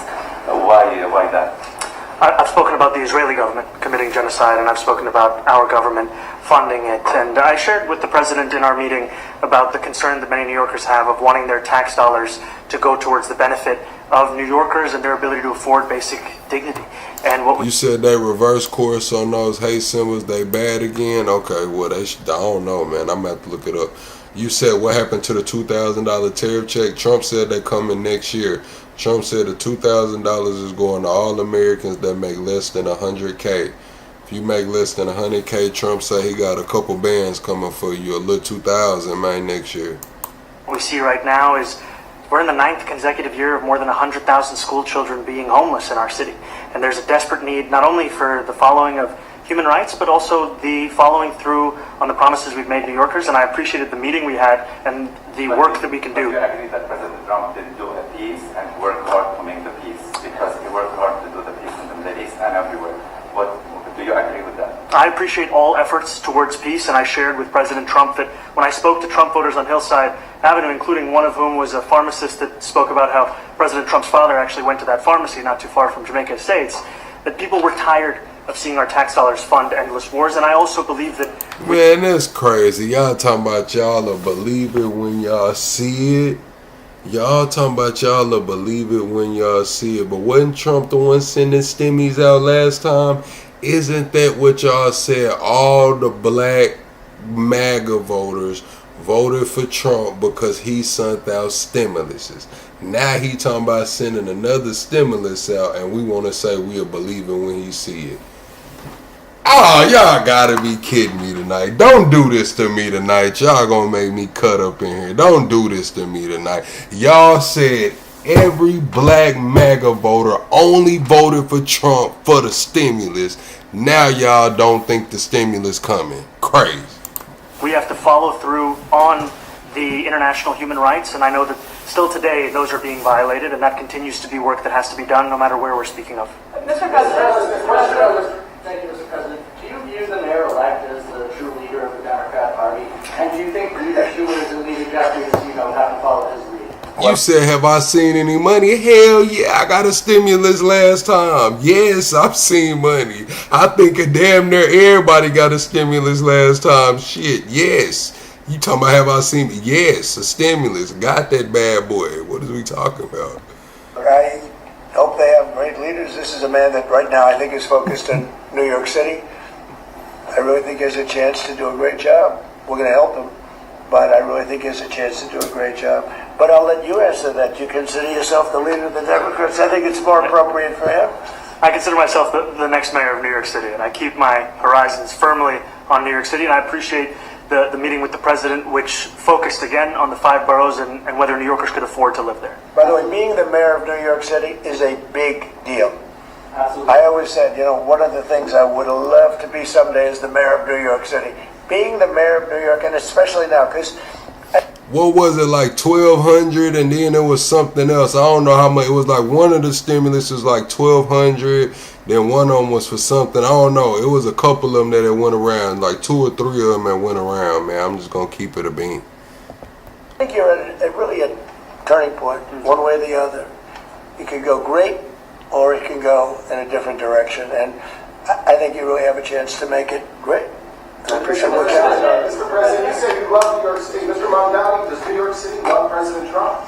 New York City loves a future that is affordable, and I can tell you that there were more New Yorkers who voted for President Trump in Thank you, original JG. because of that focus on cost of living, and I'm looking forward to working together to deliver on that affordability agenda. I got a lot of votes. One more, go ahead. 1 or 2 more, go ahead. I tell you, the press has eaten this thing up. I've had a lot of meetings with the heads of major countries. Nobody cared. This meeting that you people have gone crazy. Outside you have hundreds of people waiting. This is just a small little group. For some reason, the press has found this to be a very interesting meeting. The biggest people in the world, they come over from countries nobody cares. But they did care about this meeting. Nah, yeah, Trump did the 1,200. I think, Biden did some, but Trump cracked that stimulus thing off, man. Trump cracked that stimulus shit off, man. Yeah. Go ahead. Yeah, Mr. President, I was going to ask you exactly that. Why do you think there's so much more, so much excitement around this thing in some form? Because I think he's different. All right? I think he's different. And that can be in a very positive way. But I think he's different than, your typical guy runs, wins, becomes mayor maybe, and nothing exciting. Because he has a chance to really do something. Shit, I got my stimulus, I think, when I did my taxes. I think when I went into the tax office, they ended up putting my stimulus and all of that on there. Great for New York. New York is at a very critical point. And he does need the help of the federal government to really succeed. And we're going to be helping him. But he's different than, your average candidate. He came out of nowhere. I said he has a great campaign manager. Yeah, when that first stimulus came, I think I was still incarcerated. So when I got out, it was like tax time. And when I had done my taxes, that's when they had put it on there. I believe that's what happened. Standing over there, he came out of nowhere. Would you start off at 1 or 2? And then I watched. I said, who is this guy? He was at 1, then he was at 3, then he was at 5, then he was at 9. Then he went up to 17. I said, that's getting a little bit interesting, right? And then all of a sudden he wins a primary that nobody expected he was going to win. It's a great great tribute. I mean, it's an amazing thing that he did. And I'll just add one thing to what the president said. Is one thing I also appreciated is in our meeting to appreciate a portrait of FDR and the incredible work that was done with the New Deal, and also in thinking about what it can look like when the federal government and New York City government work together to deliver on affordability. It can be transformative. You know, we have a great portrait of FDR that I found in the vaults that was missing for years. I found it, and I put it up. He's a Democrat, to the best of my knowledge. He's a Democrat. And when the mayor saw that portrait, he said, "Sir, do you mind if I have a picture taken by that portrait?" It's an amazing portrait. I hope the picture comes out good. But it's an amazing portrait in the cabinet room. So he's a big fan of the New Deal, I guess, and of FDR. Yes, ma'am. Mr. President, you said that you both spoke about crime. Yeah. There are many police officers set to come off the rolls at the end of this year in New York City. Are you going to allow those police to be replaced with police officers, actual cops? And are you going to require that that happens? Would there be some consequence? Well, I hope it happens, but again, that's going to be ultimately the mayor's decision. What's your answer? Is that I look forward to... Man, I want to hear somebody ask these folks, are they finna have these Tesla bots as police, man? Are y'all finna give Elon these contracts, man, for the ambulances and for the police force and shit, man? Yeah, ICE, all of that, man. Are y'all finna let these Tesla bots, man, get to putting cuffs on folks or what, man? Public safety with the NYPD, and I've said over the course of our campaign that we have the number of police officers today. They are the ones that's budgeted about 35,000 headcount. And I think the key thing is that we have to make it easier for police to focus on police work, not ask them to respond to 200,000 mental health calls a year. So is that a reduction from what you're at right now? Are you committing to maintaining the same level? I've committed over the course of the campaign to maintain the 35,000. That's the headcount that we have through the campaign. And not replace them with caseworkers, social work. No, I've said that's the headcount that we want. What we need to do is make sure they can focus on serious crime. And he just retained a great police commissioner, I believe, right? Yes, we did. Commissioner Fish. If the newspapers are correct. That one they're correct about. He retained, I think, somebody that is she's a good friend of some of the people in my family, Ivanka, and they say she's really good, really competent, and he just retained her, so that's a good sign. And there's no way you just told us you bought you got good, man. You read up with your stimulus check. There's no way you just came here and told us you read up with your stimulus check. That's crazy, Andy.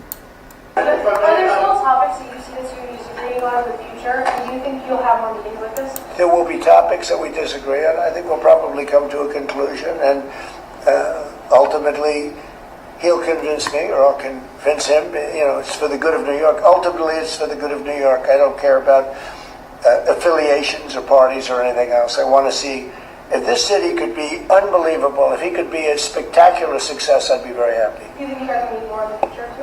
Too? Do you think you'll meet again in the future? You know, throughout the administration? I think we will. I hope we do. I enjoyed the meeting. We had a great meeting.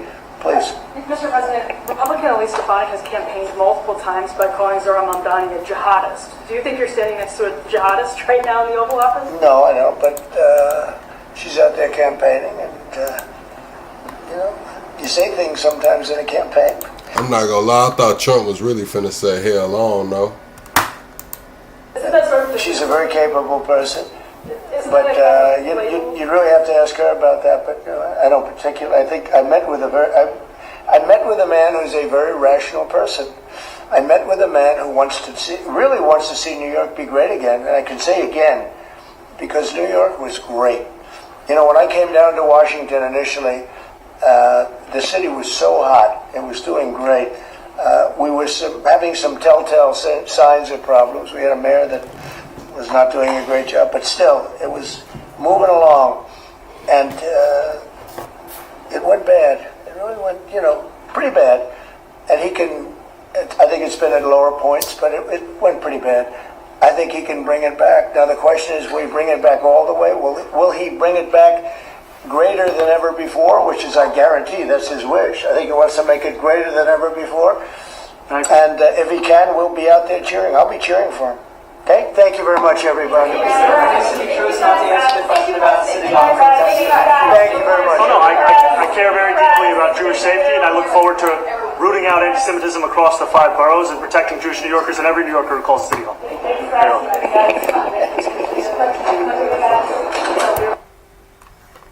Trump was tired Turning now of to this some of shit. the other big questions which have roiled. Trump was ready to get up out of there. He was tired of this shit, man. Been a big success. They would agree broadly with the principle of deporting undocumented people in the United States who commit other crimes, separate to their visa status. Where the big flashpoint has been over just rounding up people who are undocumented and either threatening or deporting them. But I would say broadly, his base have been quite happy largely with what he's done there. One of the big things that's become a stick to beat him with is this whole issue of transparency, be it on the Epstein files, be it on the JFK files, be it on the murder of Charlie Kirk. All these things. There's become a sort of running saw of a lot of MAGA people saying we're not getting the full transparency we were sure we get on all this stuff. How damaging has that been, do you think?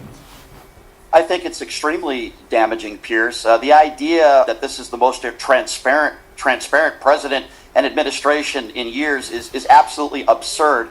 They campaigned on it.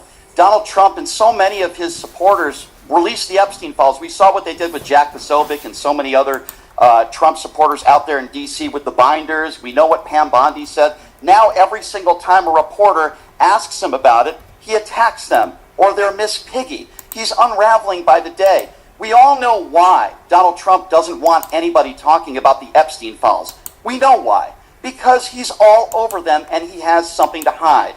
The entire administration has been hiding this for him. Pam Bondi, including Kash Patel, who was asked under oath 7 times, did you tell Pam Bondi that Trump is in the Epstein files? Couldn't even answer the question. So the idea that this administration is transparent is like saying that the earth is flat, Pierce. All right, Isabel, I saw you putting expressions that suggest you didn't entirely agree with that thesis, so your response? Well, of course, transparency should be important to every American of every background, and we should be fighting for that in any presidential administration. Those of us who have been paying attention for years, Piers, were asking where the heck is the President of the United States at 2 o'clock p.m. every day under the Biden admin, when seemingly he went to the residence to take a nap and called a lid on the media almost every single day in the press briefing room. So regardless of where you fall in the political spectrum, it's something important to fight for. But the suggestion that President Trump is somehow unraveling before our very eyes, I think is really shallow and very silly. What's interesting to me is people are noting a dip in an approval rating among the Trump administration, specifically zooming in on young people. And from my perspective, I think we're really missing the mark on why that dip in approval rating is happening. It's not because young people are abandoning the cause of MAGA or being America first or suddenly jumping ship to embrace the Zohran Mamdanis and radical socialists of the world. Rather, I would argue, I think young people are frustrated because the administration hasn't yet been conservative enough with the expectation of governance on offense that young people resoundingly voted returning President Trump to the Oval Office. People are looking for an immigration moratorium, giving H-1B visa. What's going on, Carlos? Shanann, where you calling from? Hello? What's Shanann, Carlo? Where you calling from? Oh, it's, I go by Ender's Game JP, North Carolina. What's up, Ender? Not much. Just, time delay on the stream. Oh, yeah, no. I'm asking, how do you feel about tonight's topics, man? We talking about Mamdani, Trump, and Marjorie Taylor Greene getting ran out of D.C. I have no idea. I just wanted to call and express my support for what you're doing here. Okay, man. I appreciate that, JP. Yeah, I've been in chat for about a week, maybe 2 weeks now, and yeah, just watching everything unfold. You know, Bible calls on us to be watchers. No, most definitely, man. I sure appreciate that, man. I need those calls and support, man. I hope you're doing all right, man, and you have a great weekend ahead of you as well. Of course. Thank you. All right, now, JP. Man, that was nice, man. I like that, man. Appreciate JP for reaching out, man. Appreciate JP for reaching out, man. Opportunities to American citizens. We're looking for more mass deportations. We're looking for the ability to buy a home so that we can revive the American family again. And we are seeing the baby steps to get there start happening at the White House, but we're looking for a full court press ahead, not just baby steps. Yeah, and Paula, before I come to you, she's right. I just want to ask, well, Andrew, I just want to ask Andrew specifically, actually, about Nick Fuentes' role in all this, because he is gathering a lot of momentum, indisputably, capitalizing on all this. How significant is he in this ongoing debate? I mean, he's really significant, and that's the truth. And I'll point something out that is also true. TPUSA moved a lot more towards the positions of Nick Fuentes than Nick Fuentes moved towards the positions of TPUSA, and that's a fact. That's an uncontroversial fact at this point. Now, do I agree with everything that Nick says? No, I don't need to. He doesn't agree with everything I say either. But he is right about this. Until this administration addresses mass migration, the issue of our time, the issue of the people in the UK, their time as well, he's going to continue to be more unpopular and move down in the polls. It's not about transparency or the Epstein files. She's absolutely right. It's about conservative issues.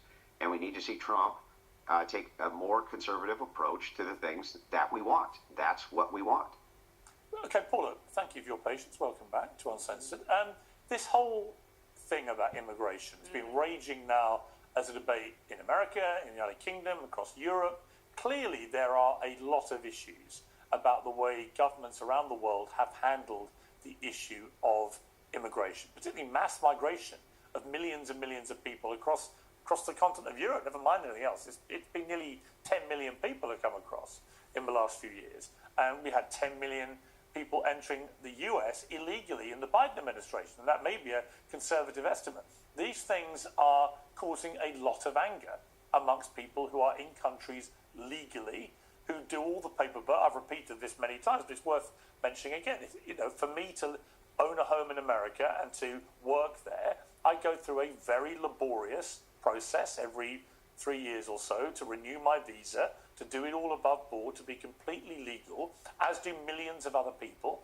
And, I'm not American, but I quite resent people just popping over the border illegally when they fancy it. Because I think, well, they're not paying, they're not going through this laborious process. Why are they getting away with this? So I do think that there is more that can be done. It's just a question of how much more and how you do it. The UK policies under successive governments have been utterly useless. We've got 50, 60,000 people just coming over on these small boats from France with complete impunity. 35,000, I think. Age Buster, you tripping. Lost count. America do not need the UK rule. UK gotta get it together themselves right now too. America and the UK got some damn groundwork they need to do. To each his own. For this year? Yeah. What will it be by the end of the year?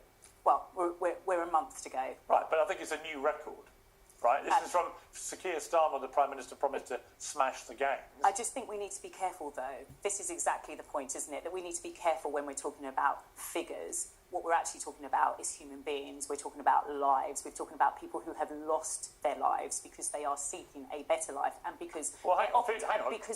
Opportunity. We found out. Paul, let's not conflate between refugee and asylum seekers with those who are seeking to make a better life for themselves, and the opportunity for them to do that is either limited or severely restricted. What about those who are simply gaming the system?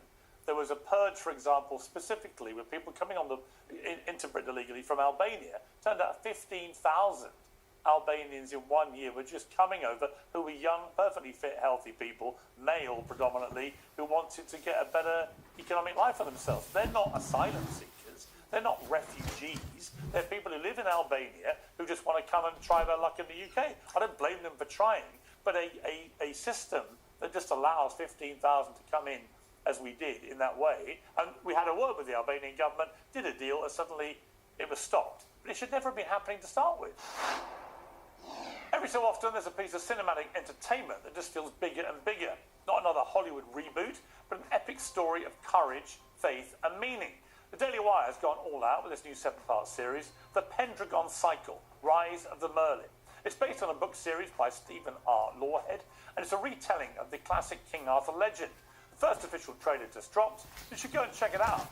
This extraordinary work. But yeah, that's what I be trying to tell Carlos. Like, not everybody's coming over here. Yes, they're getting asylum, man, but not everybody's coming over here really on some asylum. They just want to try their luck in America. You know what I'm saying? They might have a messed up situation. Their economy might be messed up. They tired of, working for pennies on the dollar or whatever. But hey, man, asylum is different than that. They just want to try their luck. I'm intrigued that you don't blame them for trying, because of course you understand what it is. Ambition. I don't blame people. I don't blame people I'm for trying grateful to get... that you said that. Let me be clear. Hang on. Let me be clear. I don't blame anyone for trying their luck. Right? The world is full of people that do that. But multi-millionaires and billionaires try their luck. But as Ronald Reagan so rightly put it, if you don't have a border, you don't have a country. Right? And that is obviously true. And the way that we in the UK have tried to manage our border has been ridiculous. I mean, there's a great irony today that new figures came out about legal immigration numbers, which are now falling quite precipitously in the UK from a net migration in 2023 of nearly 1 million people in a country of just under 70 million. So a vast number of people coming in with the government's endorsement, who were coming in legally, mainly people who wanted to come in, bringing in all sorts of dependents. So nearly 1 million people in 1 year, obviously completely unsustainable on already creaking public services. And what's happened in the last year, since the Labour government came into power? I think nearly 500,000 people have left the country, right? They've just said, we're out of here, because this is no longer an attractive place to live. Who has made... So in a way, the immigration issue is being resolved by people literally fleeing Britain to avoid the calamitous state of the country right now. Who has made those people feel so unwelcome here? Keep voting against this. They keep voting against this. They keep voting against mass migration, and they keep being ignored. And they've been voting against it, for 30, 40 years. And because they just they've been keep sold being a lie. ignored. They've been sold a lie about mass immigration, because you can go on our government website. You can go on our government website now, the .gov website now, and you will see the very long list of empty jobs that are desperately required to be filled. So we can talk about jobs from our construction industry to our... If y'all letting all them damn wire jobs then, they need to be filled, hell. To our care industry, to our medical industry, to vets. What are you talking? What? They call it Londinistan. People are so angry there. Who calls it that? It's a boiling pot. Who calls it that? Hang on. Who calls it that? It's a boiling pot. Who calls it that? And the thing is, like, it can be totally avoided. It can be totally avoided if you follow the actual will. Hang on. If you followed your actual will of your own people who consistently vote against this stuff. And you guys use every back door in the world to ignore them anyway. Even though your own people are like, we don't want it anymore. They've consistently voted against it. And the UK government consistently betrays them. I don't know who calls it that name. And I don't know who you're referencing when you say your people. You've never heard that, huh? But what I do understand is that we have been consistently misled about the importance of immigration, about why we need people to come to this country and to your great nation to work. We see that in your farmers, for example, who are struggling to get their crops in, who are losing money over and over and over because they do not have the workforce to replace. Our farmers ain't even allowed to damn sell what the hell they got. Can't sell their crops no more. They cut off USAID. Can't sell the damn cattle, you know what I'm saying, because we ain't got none. They all damn died. Chickens just now shaking back. We don't even know if they real or not. Crazy. It with those that have lost. And when we talk about peers, the people who have departed from this great nation, why is it? Well, it's the same thing that we saw with Brexit, wasn't it? When we saw the Polish the great Polish workers and the Romanians, etc., leaving in droves because they were chased away by the blatant racism, the outrageous behaviour that they were so we can address the receiving. point. Like you just said a bunch of stuff that wasn't true. What actually happens is not that we need more illegal immigrants, especially here in the United States.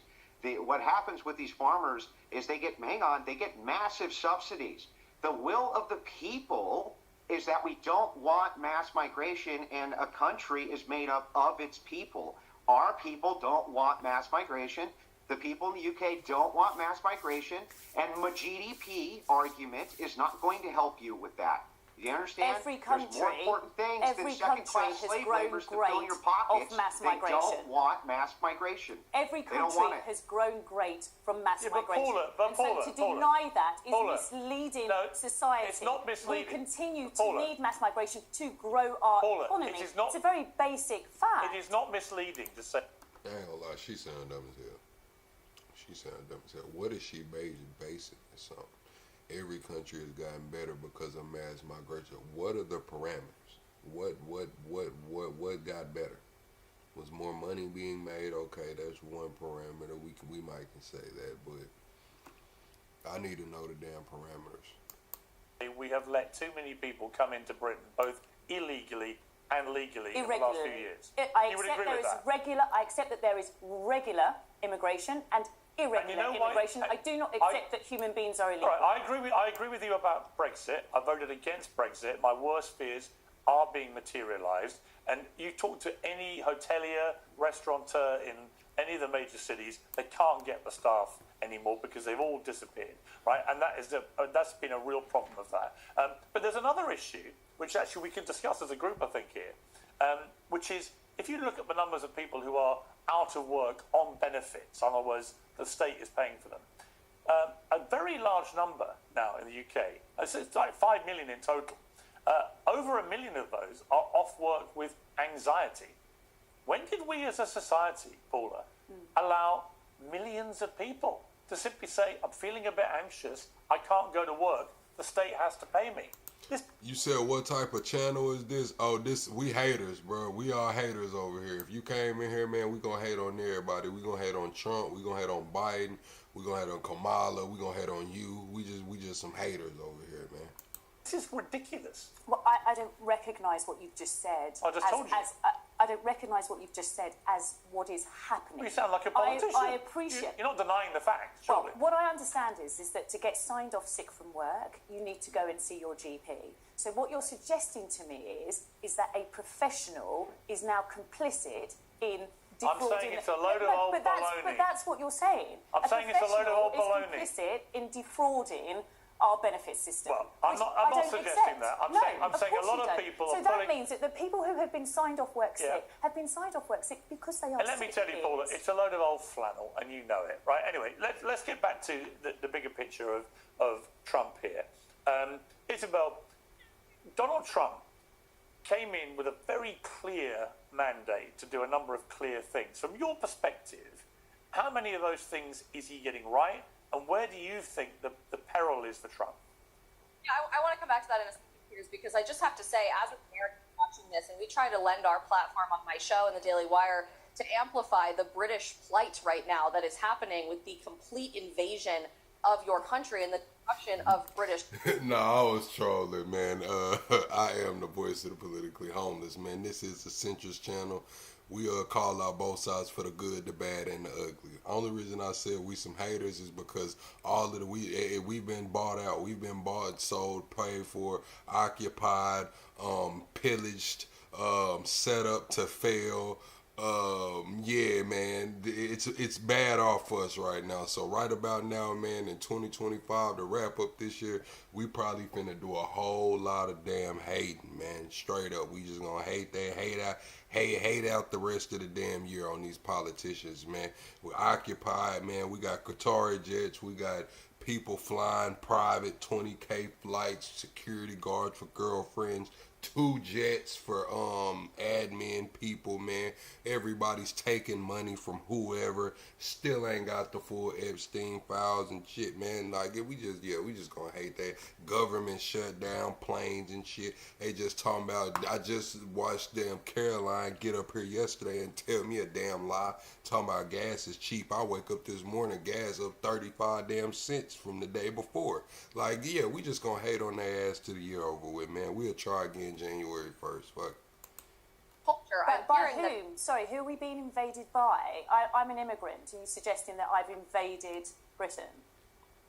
If you are immigrating to a country appropriately and assimilating to that country's culture, more than welcome with open arms. But what we're watching in the UK right now is not immigration. It is immigration without assimilation, which is by its very nature invasion. We are watching the destruction of British culture to the point that Christian singers on the street are being told it is illegal for them to sing Christian gospel music while you can play the Muslim call to prayer 5 times a day Sorry, in can the you street. just identify to me what you understand British culture to be so that I can then respond appropriately? Because I don't understand that British culture is in any way being diminished by immigration. Called a radical extremist. People are being called racist and xenophobic for flying the Union Jack in their homes or out on city streets. People are being thrown Not in their homes, they're not. I'm not aware of that in their homes. But are you saying that it's a part of British culture, that that's what you're saying has been under threat? To raise the flag within our homes? Because that's not something I recognise.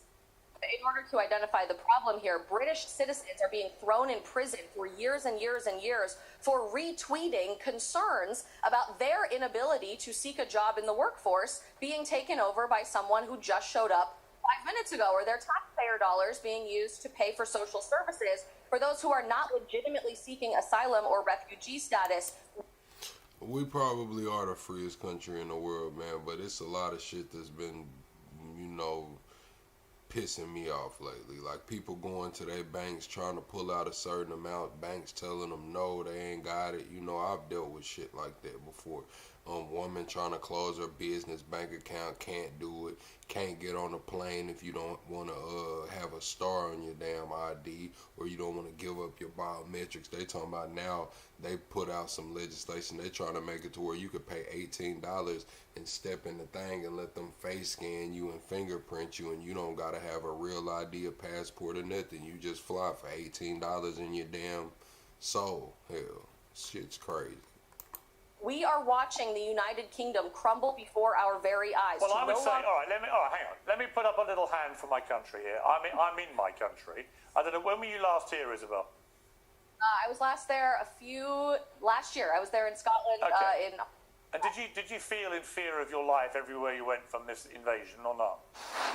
Holiday season is here. I'm probably not alone. Not, but I was there the same week that they started throwing people in prison for Facebook comments. There are issues in the United Kingdom, in Britain. There are issues about free speech, proper issues, right? People have been imprisoned for stuff they put on Facebook. I don't like it. I don't like seeing Graham Linehan being arrested at the airport by armed policemen for jokes he put on X a few months before. All that stuff is ridiculous. I don't like the fact that seemingly a quarter of all the people now on benefits in this country are people suffering from anxiety. We've become a soft, weak country, and we're enabling people to play that card to avoid putting in a hard day's work, and they're getting paid by us to sit at home. I don't like any of that, right?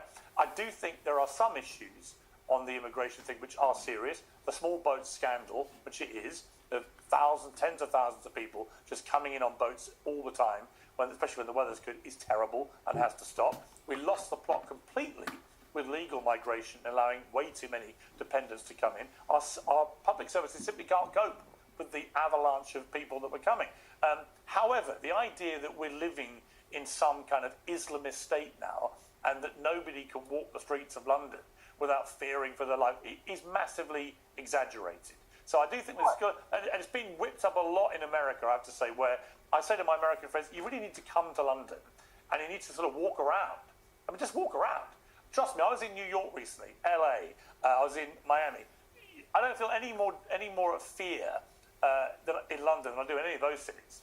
So we've got to get Hell, they ain't got no fire over there, man. Ain't nobody gonna draw down on you over there, man. You come to Miami and New York, and well, maybe not New York, shit, well, depending on where you at, man. But yeah, straight up, they ain't got no fire over there, man. Perspective here. However, there are fundamental points about things like free speech, about control of migration, which there are legitimate concerns being raised by legitimate people who actually. Oh, I'm a little country too, Chess. So when I say they ain't got no fire, I know that's just totally wrong, totally grammatically incorrect. So let me rephrase it. They are not armed. They do not have guns over there. Are right. These things have to be dealt with, and they're not being dealt with.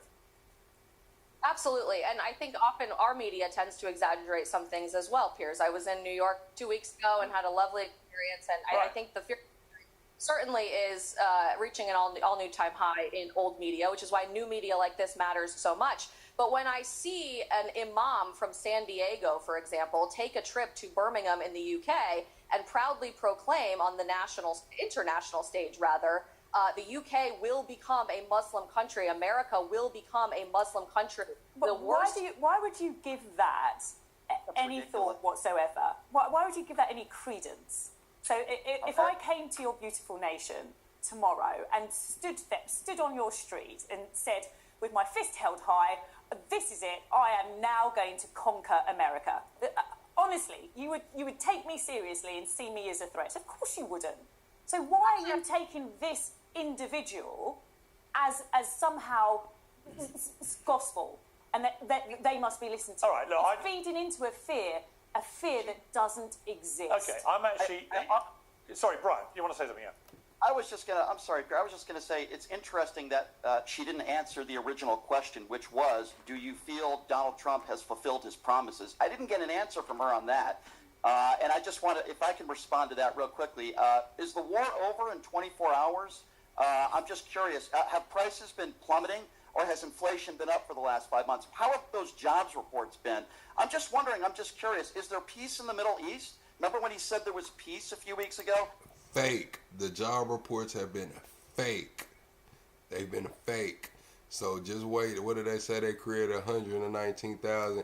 Give it a couple weeks, man. I got give it 2 weeks, 3 weeks tops. They're gonna come back and adjust those numbers down to probably like 21,000, man. Like they do this shit every time. Like every time the jobs numbers come out, they overshoot this shit. And they're not overshooting it by, you know what I'm saying, 1,000 jobs, 700 jobs. I'm talking tens of thousands. I remember when Biden was in office, they overshot the jobs by like 200,000. Then the last time, what did they just overshot the jobs by like 200,000 a month or two ago? Like what? Talking about jobs numbers, man. What jobs, man? This shit is ghost jobs, man. Why do you think they keep overshooting this shit, man? And the shit that is there is probably a damn ghost job. Like, tired of hearing that shit, bro.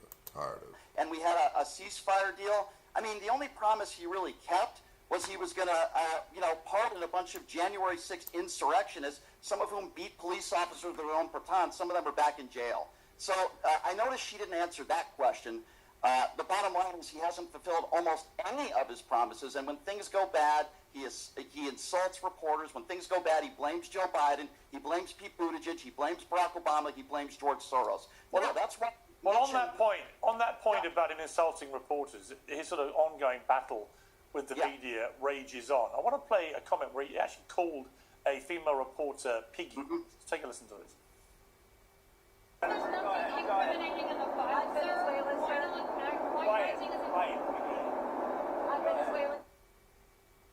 Brian, what did you feel when you watched that?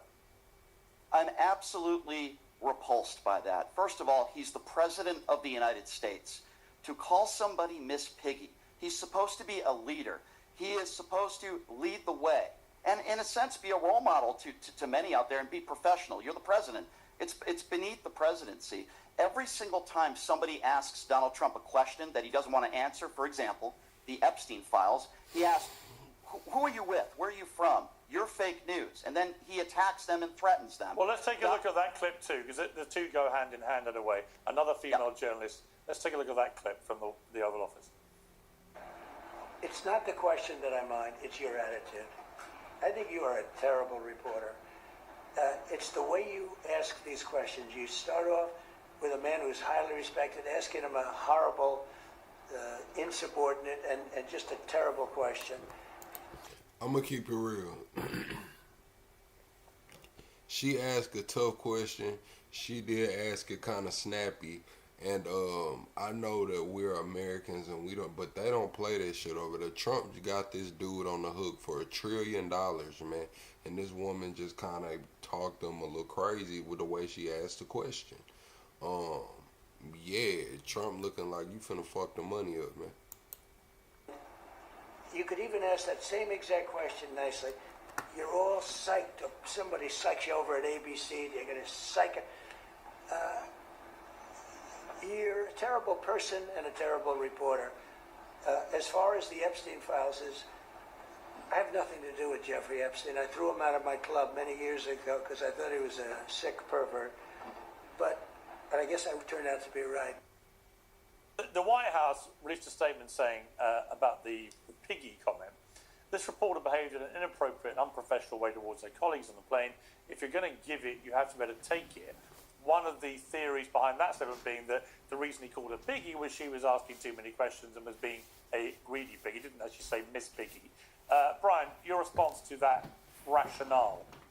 Let me respond to that first, and then the last clip you just played. First of all, even if that was true, which I don't think it was, a president would say, hey, I want to give other people a chance to ask questions, or I have no comment on that. But Donald Trump's never going to do that. That's not why he got elected. Because he's repulsive, that's why. Now, going back to that clip that you just played, that reporter asked two very good questions. The Saudi prince was sitting right next to Donald Trump. Our own FBI concluded in an investigation that he was responsible for the murder of an innocent journalist. That's a good question. The second good question she asked, respectfully, by the way, why won't you just release the Epstein files today? Why? So listen, the journalist is gone. Was the journalist an American journalist? I don't know. Prayers to the journalist, prayers to the family. But Trump is looking at it like, man, look, I got dude on the hook. We went from 600 billion to $1 trillion. I just got dude to ante up another, because it was 900 million when the interview first started, then it went up to $1 trillion. I don't know, they caught him on a hot mic talking about that was going to lead up to it or whatever. Either way it goes, it was 600 million, it's up to $1 trillion, and you asking this dude about an execution that he ordered, you know. Yeah, Trump wasn't feeling that, man. Trump like she finna fuck the money up, man, trying to get a story. That's how Trump felt. I need all these Republicans' approval on it. She asked it respectfully, and even if she was disrespectful, if you don't want to answer the question, then just say, next question. Can you imagine if, I'm going to tell you something, if Joe Biden or Barack Obama called reporters Miss Piggy, or if Barack Obama or Joe Biden, or quite frankly, any Democrat answered a question in that fashion, I'd be calling them out as well. But MAGA Republicans, so many of them don't seem to have any problem with that. It's beneath the presidency. Okay. He crooks it every single day. Let me ask Hey, listen, y'all, we got one. It's a dude in here named Boss. Said, dude, you're so uneducated. Hold my nuts, press live, and run your mouth. How about that? Swipe up. Matter of fact, you can grab those thong flip-flops that you left sitting by the door and proceed to leave, man. Do not pass go. Do not collect $200, man. You will not get a to-go bag. Get the fuck out. Let me ask Andrew what your thought is of the piggy comment in particular. Yeah, who cares? These people call him a fascist. They call him a rapist. They say that he tried to screw his own daughter. They call him every name under the sun. And suddenly, oh, it's beneath him. You know, it's beneath. It's beneath the president. I bet you if I went back and looked at this guy's content, he's probably called him a fascist. He's probably called him a dictator. He's probably said that he's a rapist. He's probably said all of these things. And so the thing is like, hang on, man. I didn't interrupt you once. Hey, I didn't interrupt you once. It's beneath your station to interrupt me. It's beneath your station to interrupt me, sir. It's beneath your station. So the thing is like, things about me that aren't true. Yeah, calm down? Can I at least finish? And then Like, dude is riled up, but you could tell he's kind of intimidated by Andrew Wilson. You know, Andrew Wilson, you know, he's been going viral a lot, but he got a name out here for this debate shit. You know what I'm saying? He got a name on him. And the way dude just keeps cutting him off is like, he just seems intimidated by me. Like, he doesn't really want to have the convo. He just wants to make sure he doesn't get clipped. he can rebut. So the thing is that they call him everything under the sun, and this guy says one thing crash to anybody, and everybody loses their mind. It's like, these are not good faith actors at all. This guy knows, even if he specifically hasn't, his entire party has been calling What's this up, guy Chris? a fascist and everything else, and a totalitarian dictator, and saying that he's a rapist, saying that he's a multiple felon, and they do all of this and run these hit pieces on Trump. So, of course, occasionally he gets upset and he says something back, and then suddenly it's like, oh, it's beneath your office. It's not beneath the office of any of these newspapers to consistently bash this guy 24 hours a day, 7 days a week. All right, Paula, your response. I'm slightly confused. Your president is a convicted felon. Am I right about that? And secondly, he was found to have, and I don't want to get this wrong, so Piers, I'm sure you correct me, sexually assaulted a journalist. Was it E.J. Carroll? Again, forgive me if I've got... Yes, thank you. And she won damages for millions and millions of dollars. In a civil case. In a civil case, that's right. So a finding was made by 12 of his peers. Right, but the criminal conviction... Yeah, but Paul, What's up, Asha? Just to be clear, Paul, just to be clear, on the criminal conviction, for example, I do think that was an utter farce. Today's show is sponsored by One Skin, which can help all of us look even younger. One Skin is... They dragged a former president through a criminal court for shuffling a bit of paperwork to potentially hide something he says didn't happen, but hide an alleged one-night stand with a porn star 20 years before. That was demeaning to the American system. If you want to dismiss the American criminal justice system, that's a matter for you. I'm just responding to what your... Can I just respond real quickly to what he said, if that's okay, Piers? Sure. First of all, I don't represent the Democrat Party. You have no idea what you're talking about. I'm not even a Democrat. Number two, I've never called Donald Trump a fascist. I don't like the word Nazi. I don't use that as well. Number three, Donald Trump called Kamala Harris a fascist multiple times on the campaign trail. I didn't hear you complaining about that. Number four, I don't know which people you're referring to, but the buck stops with the guy who's the president of the United States. Now, I'm not saying this is World War III when he calls somebody Miss Piggy. What I am saying is it's beneath the presidency. And you make all these excuses and you curl up into your MAGA pretzel like you MAGA supporters always do. Why can't you just say, hey, guess what? He probably shouldn't have responded that way. It's wrong. This isn't the first time either. Let me answer your question. Yeah, sure. I'll answer your question because I think it's good. I think it's good that this guy rips these reporters to shreds. I think it's good that he pushes back a little bit in culture. And the reason that he was elected was, hang on. Do you want me to answer the question or not?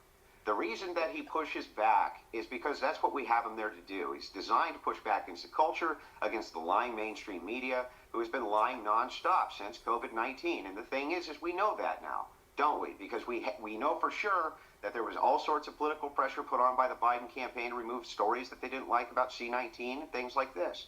We know for sure that, and that's what this guy is there for. He's there literally to push back against the mainstream narrative. Excuse me for interrupting you both. I'm almost done, dude. I'm almost done. Calm down. But excuse me for interrupting you both. What I'm trying to understand from this... You can't help yourself. It's beneath your office to do this. It's beneath your office to interrupt me.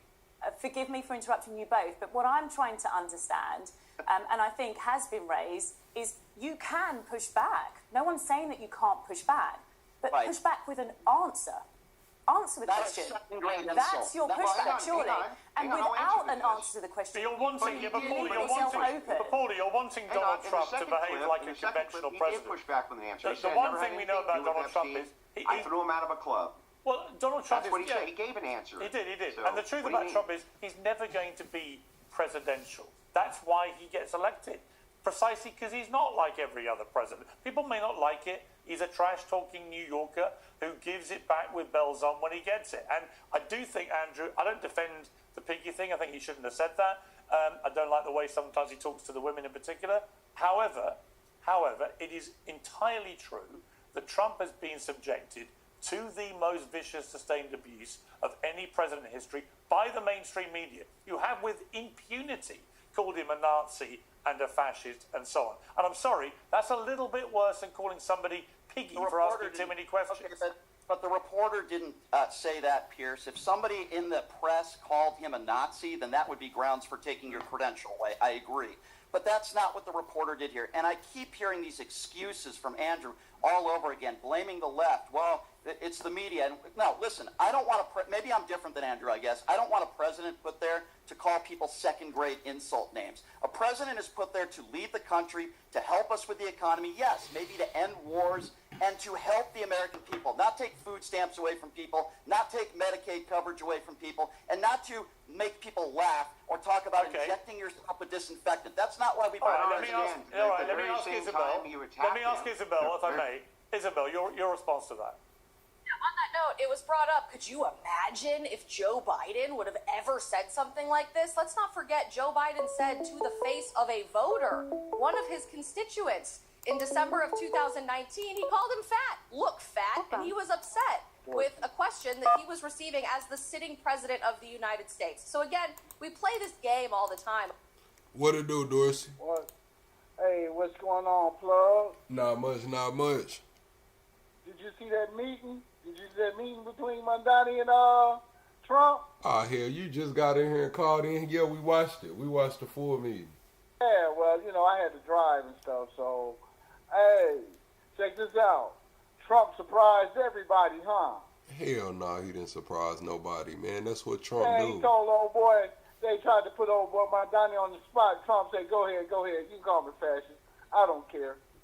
Yeah, man, that meeting, man, like I said, from that meeting, it just shows me like shit.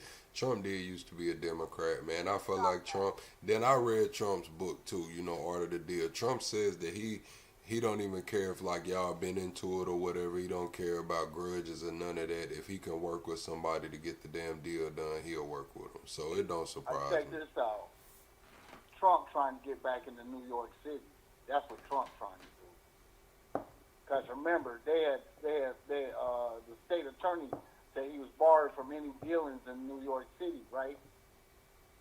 So, who is in control of HUD? State's government. So if you want low-cost housing and so forth in your state and your city, Donald Trump, can make it happen. I can go ahead and use HUD as a way of getting low-income housing in New York City, and you allow me, under the concessions, that you allow me to be have my real estate companies back involved in the process. Because now, guess what? He can get federal money for his little low-income housing. Having good rates. Huh? I said, okay. You see where I'm coming from? Art of the deal. You know what I'm saying?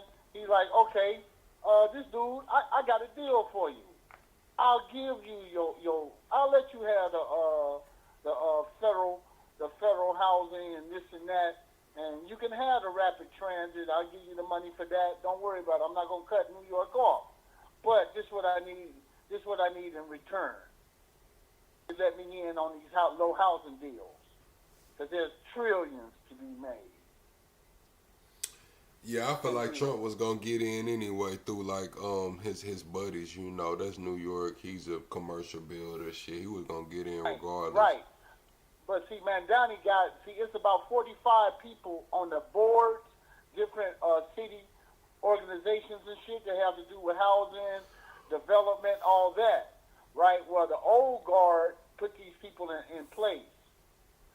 With the snap of his fingers can get rid of all of them. Moment's notice. Who Trump has influence over. Trump know that. So he's like, hey man, you know, if you be cool, don't touch my people. I'll let you do whatever you want. And Mamdani like, thank you, Mr. Trump. You know, Trump ain't. You remember, Trump was calling him a communist, a socialist, and that's politics, right? I understand. He was trying to get people to vote, right? Yeah, he called him that today. Damn near, might as well have. Yeah. So when it came down to it, Trump like, hey, I got to play nice with this guy. See, it ain't like Zelensky, right? You come asking Trump for a favor, that nigga gonna get in your ass, I don't even think right? Trump was playing nice with the guy. I think Trump know that he got the cards in his hand. Shit, he the one that can cut the money off or do whatever. I think it was more of Mamdani. Mamdani said he's gonna be Trump's worst nightmare on the campaign trail, and Mamdani went in there and wanted to go sit down with him. Mamdani campaigned that whole time like, look, it wasn't until the last couple debates where Mamdani started changing his tune about sitting down talking with Trump. At first, Mamdani was like, it basically on some F Trump. I'm not working with him. I'm not doing none of that. Then when the debates came, he switched it up a little bit, and now he's here. So really, right, because reality started kicking in. Like, oh, nigga, I might win this shit. You know what I'm saying? You know, you got to go all out. You know, balls to the wall when you trying to beat you the underdog, right? And when you see you got everything in the bag, you got to let off the pressure and see who gonna work with you. Right, so that's what I'm just saying. It's like Trump's not giving concessions and shit. I mean, it's like Trump really couldn't not send no money to New York. Yeah, he said he wasn't gonna do it, but like, let's be real, Trump really wasn't gonna not send money to New York unless he had a reason. You know what I'm saying? And as of right now, he doesn't have a reason to do that. So shit, might as well go and get Mamdani to make the concessions. You know, come over here, kiss the ring. Hey, you saw what happened with Dearborn, Michigan, right? Yeah, we talked about that this morning.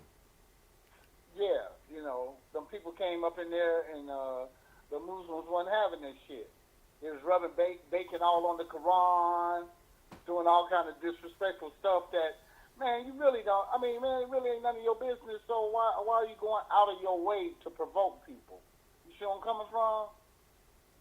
And man, them people wasn't having that. They snatched that shit out their hands. Like, man, don't be blaspheming around us.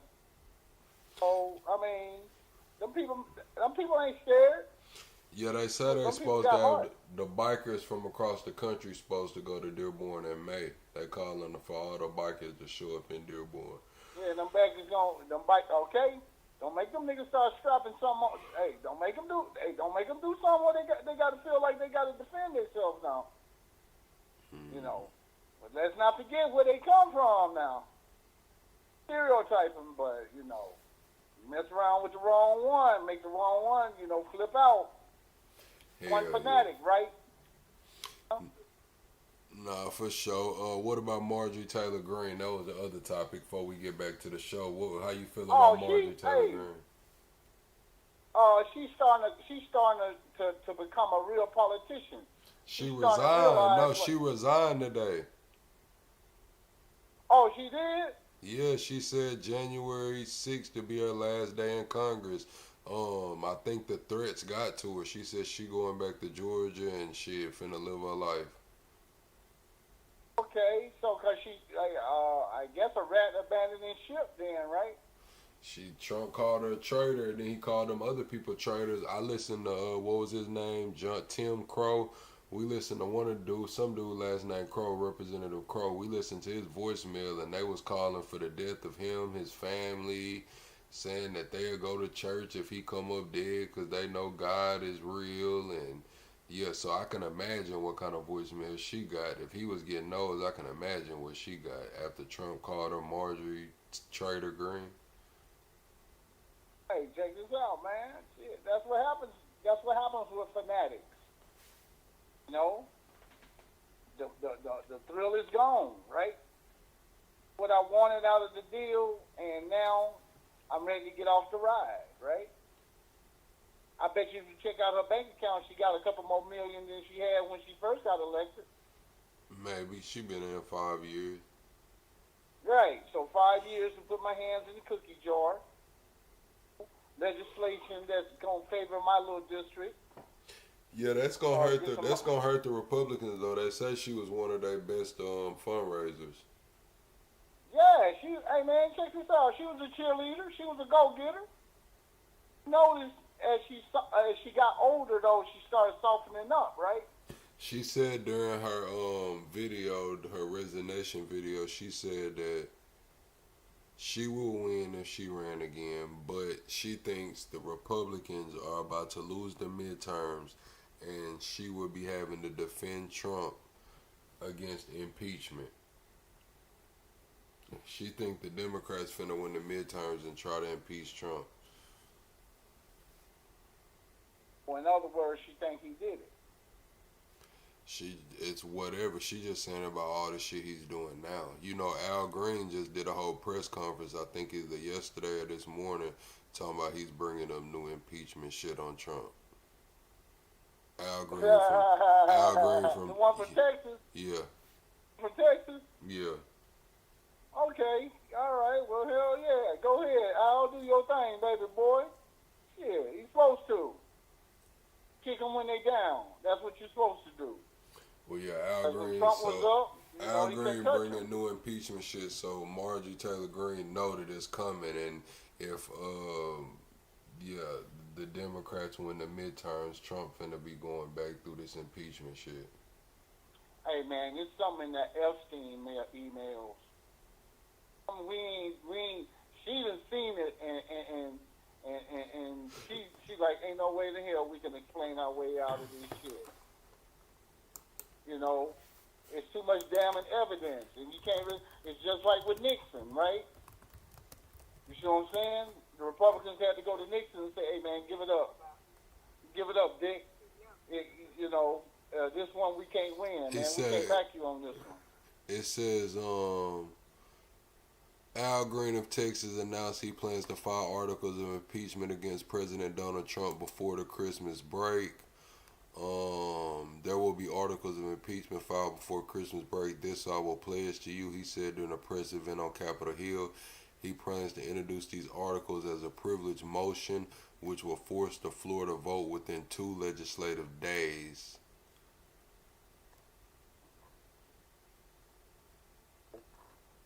Let's see. You got 3 more years, right? Mm-hmm. So he's gonna be doing 3 years of ducking and dodging, right? Just like Bill Clinton was, with the Monica Lewinsky thing, right? Being a lame duck president, right? And on top of that, if the Democrats do get in 26 do get the majority votes and so forth, you don't think they ain't gonna be on his ass like a pack of hyenas? Everybody taking a cheap shot at him? The TV time? Yeah, he gonna get a lot of TV time. Yeah, so I mean, as far as for advertisers, Tide, Clorox, and all that, hey man, they gonna make some money on the TV because everybody this time they gonna stick and see and watch this one. Are they really gonna get them this time? You know what I'm saying? Other side of the aisle, it's gonna be MAGA supporters talking about no, it's a witch hunt. They framing them. Woo woo woo woo woo woo. Right. Right. But when it all comes down, Trump is gonna have to fold. He's gonna have to resign. You know what I'm saying? Under all the pressure, because if they try to impeach him this time, how many times they did it last time? 2, 3.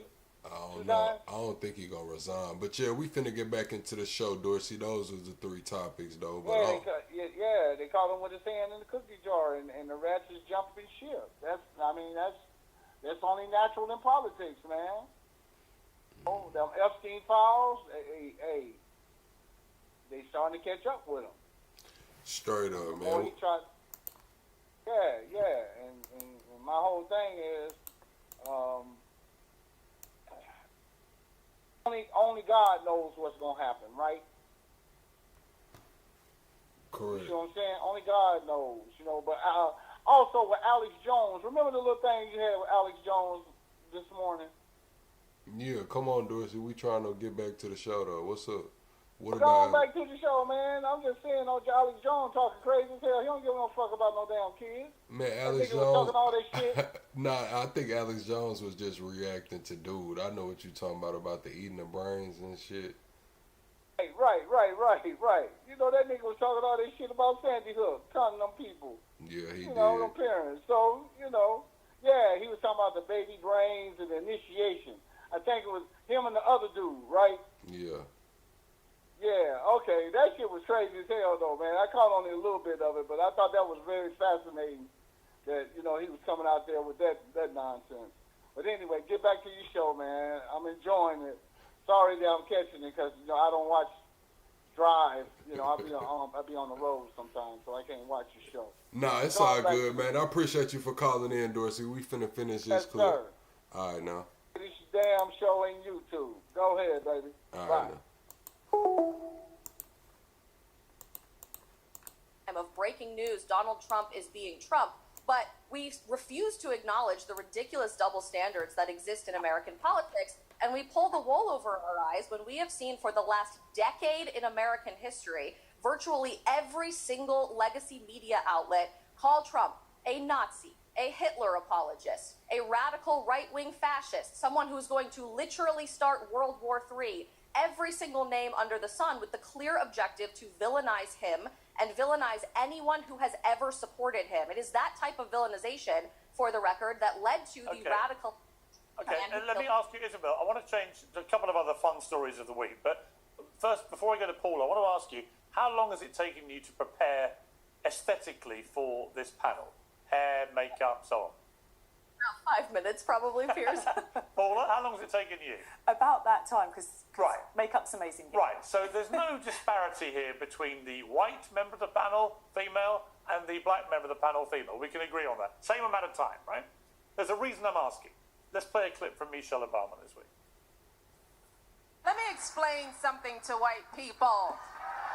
Our hair comes out of our head naturally in a curly pattern. So when we're straightening it to follow your beauty standards, we are trapped by the straightness.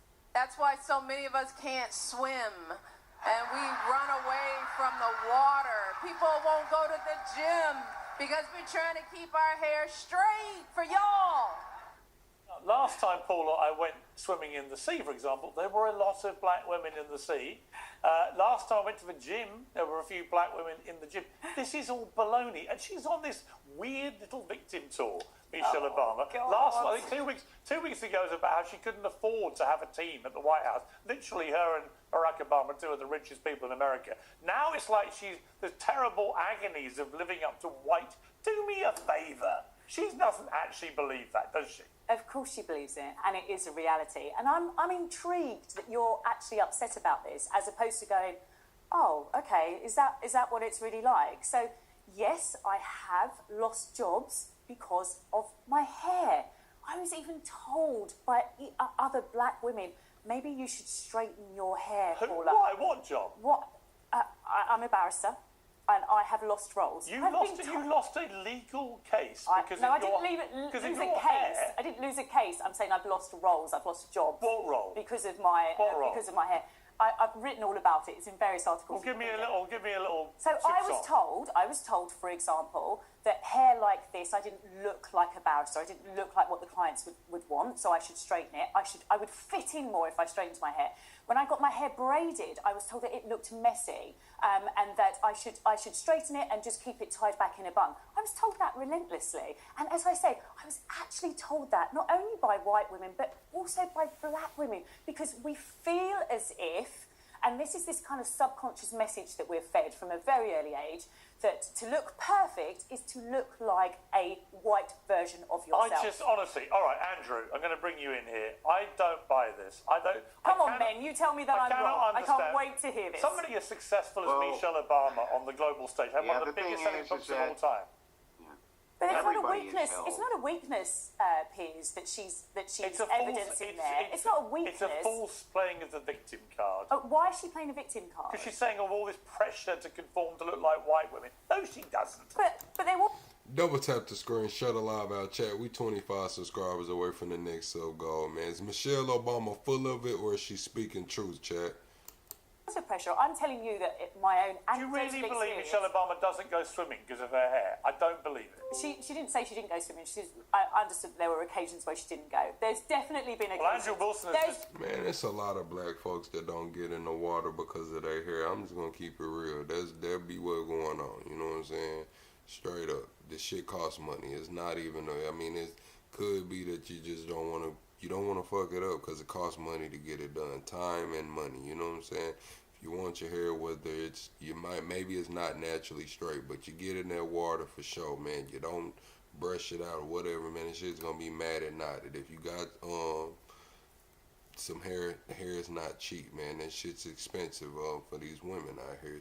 Then if you got what's the other shit? Oh, straighten hair. You know what I'm saying? You just took all that time to straighten your hair.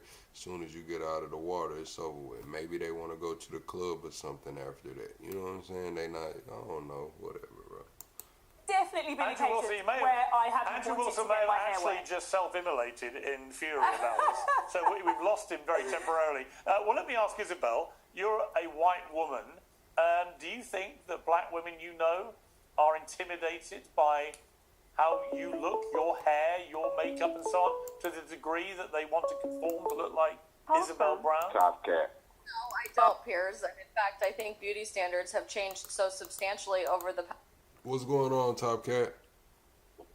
What's going down, man? Hey, I wasn't even finna call in to this section. Got my whole ass cheeks burning right now. I'm hot under the seat. How in the fuck can somebody sit up there talking about something that they've never dealt with in their life, talking about if it's fake or not, and he's never dealt with that shit in his fucking life? It's really disrespectful for him to say that. Do you think that Michelle and Brock would have fucking won the same seats if they were sitting up there wearing dashikis? He's acting like they could have acted any way that they wanted. She had to present herself a lot better than the president that we have now. They had to do double what you see Trump doing. There's no way Obama would have been able to go up there and act like this man. I'm gonna say it like this: whether we agree with her statement on the beauty standards or not, her saying that's why black people can't swim and all of that jokes or whatever. I think Pierce is hanging on to that, like, oh, that's why black people can't swim, and the beauty standard shit. So that's debatable with the beauty standard shit. You know what I'm saying? But what I will say, I wouldn't say it's debatable because shit, I know a lot of black women that for sure don't even. They not gonna worry about straightening. They wear their hair natural. Like, we not gonna act like the natural wave didn't happen. I feel like when it comes to hairstyles and shit, it's waves. But what I will say is that shit costs money. No matter what's going on, man. Most of the time with a black woman's hair, that shit costs some kind of money. Whether it's getting styled, braided down. Sometimes braiders charge $50-$60 just to braid your hair straight back. You know what I'm saying? Let alone get some designs and shit. And you get in the water, you might have just got your hair braided. It's supposed to last 2 weeks. Shit, it might only last a day and a half, 2 days. People just not trying to waste money. If she would have explained it in a sense of wasting money, it would be different. Because everybody can relate to that. Whether you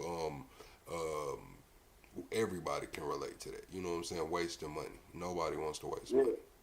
But that's what I'm pissed off about. I don't give a fuck what everybody can relate to. This is a personal situation that goes on with a certain type of person, with certain type of people, with certain type of phenotypes, and it's respected in every other culture. Now, I'm exactly on what you on, but I'm on it to the extreme. We're talking about a $1 trillion industry, and every time that these women jump into that water, they wash off hundreds and hundreds of dollars that are paying whole other countries. All these goddamn hair pieces and all this oils and argan oils and all this different shit that's being spent that we are actually putting money into other communities with, and he's sitting up there acting like it's a damn joke. Now, first of all, the swimming points, I'm saying it goes from extremes, from the money to just how you still treat people. Now, if we think back, just at the last Olympics, after the Olympics, they told that the black girl, that she couldn't even wear a different fucking cap in the Olympics.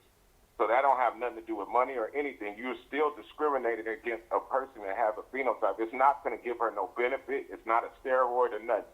And they still denied her to be able to change her swim cap so that her cap could accommodate the type of hair that she had. It's ridiculous. Now, that's just 2 points. Now, when I was younger, if you wanted to work at Jack in the Box, if your ass wanted to work at Del Taco, any type of fast food, McDonald's or anything, if you were black, you had to wear a hairnet, even if your hair was cut, and your ass couldn't have no facial hair. It was a requirement of the job. They changed all this, and it ain't been changed that long. It's been in the last, 2 in 22 years. I feel like a lot of service places are like that, but I don't think they just do it for the black people. I ain't gonna speak on the hairnet, but when it comes to the facial hair, yeah, they don't want men to have no hair on their faces. You lucky if you get a fast food job where they let you keep your mustache, let alone your chin hair.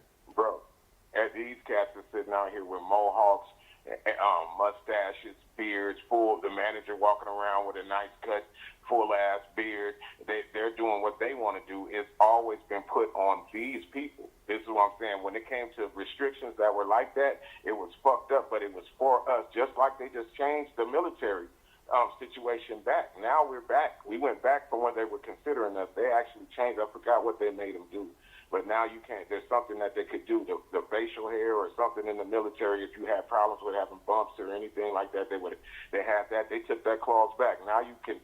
Now you're going to have messed up skin or ingrown hairs or whatever because they took it all the way back to the military. That's what I'm saying. It's not just the point of the joke that's being made. It's the point that they're telling us to assimilate, and that actually pressures you to a point where you're not even doing the best thing for your body. You're perming your hair. We're running around here with stuff that actually damages us, and they're not even accommodating us as human beings. But that doesn't go into their industries. We're still paying them to accommodate ourselves. I get it, Top Cat, and I still got to give you some pushback because when it comes to the military, they took it too far. You know what I'm saying? Like some of them took it too far, not just the men with the facial hair. Like I'm talking about. We just watched the video of the two soldiers holding hands, you know what I'm saying, bopping down the damn hallway like they, whatever. Then we seen the videos of the girls with, you know what I'm saying, making certain type of videos while in uniform or making videos complaining while in uniform. So it's not like it just happened and, you know what I'm saying, it was that I feel like it went too far and now they bringing it back. You know what I'm saying? Like, look, man, we let y'all do this. Like, I seen a dude in the military that was like, yeah, my beard got to be however many inches or whatever. Man, the dude on camera in uniform pulled down his beard, put a rubber band around it and pulled it up. Like, basically on some, like, I'm not finna listen to these folks. It is what it is. And I understand that, but the difference that I'm talking about... Yeah, he wasn't even black. He wasn't even black, honestly. I'm pushing back on that, and that's exactly why I'm pushing back on this is a fundamental of your body. I need more oil. I need more fucking oil. The doctors are telling you I need more oil. This is not just some different thing. I could be sitting here and never move. It's not my activity. It's what my body requires. And you guys are saying that how is that mixed into an activity? You get what I'm saying? This is what it is. So we talking about oil or we talking about shaving the face down? Yeah, shaving the face. They're telling you now you have to go back to the first military situation where now you're going to have to shave. And before that's where Magic Shave came in so much, and they were upset about it because you had to put a chemical on your face if you didn't want to walk around with if you had bad razor bump problems. Correct, but they not making them be clean shaven now. They're not making these men go all the way clean shaven. Hey, can you look that up though, real quick? Because I think I saw something. They not. They was talking about it. It is a Naruto where they have to shave, but it doesn't have to be like it's a certain length that they got to keep it, and they wasn't abiding by that length. There was some people was having them big ass, long ass beards, man. I remember the one that I saw, they were talking about what is going to happen because they took it back so far. And then just on the point of like what we're talking about, I just gave you 4 illustrations just in my lifetime. I'm not asking nobody. These were my experiences. And even in this, what people would call a liberal state that I'm in, that these things were still going on just years ago. It ain't been that damn long. So yeah, it's a quarter inch. They say a quarter inch. Of course, that's decent, man. At least they can get it out their skin and brush it or whatever. Yeah, so that's cool. That's 100. Then at least they didn't go as far as I thought. I thought they were saying they had to be clean shaven, and everybody can't do that. Their bodies just can't. I don't have the problem, but I ain't never shaved like that. But I know some people that have real bad problems shaving, bro. Here you go. They prohibit permanent shaving profiles, emphasizing any face hair must be documented and verified by command teams. The directive does not explicitly state a new maximum length. It enforces facial hair must be kept neat and professional, and any deviation from standard grooming must be justified by medical or religious accommodation. Okay, so they're saying basically it's got to be medically that you got bumps and shit and you got a problem, or if you are, an Israelite or a Muslim that doesn't cut, or it's from one of them Indian type. Correct. But they still keeping to the 1/4 inch. What I'm saying is that before it used to be a 1/4 inch, but a lot of people they was growing that shit out without the medical reason, without the religious reason. So now they just like, look, man, y'all got to get a medical or religious reason for this shit, or y'all got to go back to the 1/4 inch. Yep, and that's what I'm saying. I don't even that was the standard before. And before, when I was younger, that wasn't even the standard. Your ass had to deal with whatever fucking problems you had. They had you. It wasn't no accommodation for it. You get what I'm saying? So in regular society, we still do the same thing. That's what I'm saying. I feel what she said. It was a joke, but it was a joke to bring a realization of situations that we're still going through. There was different things when I grew up that I had to do to be hired or be on a job than the average person, because of what I look like and my phenotype.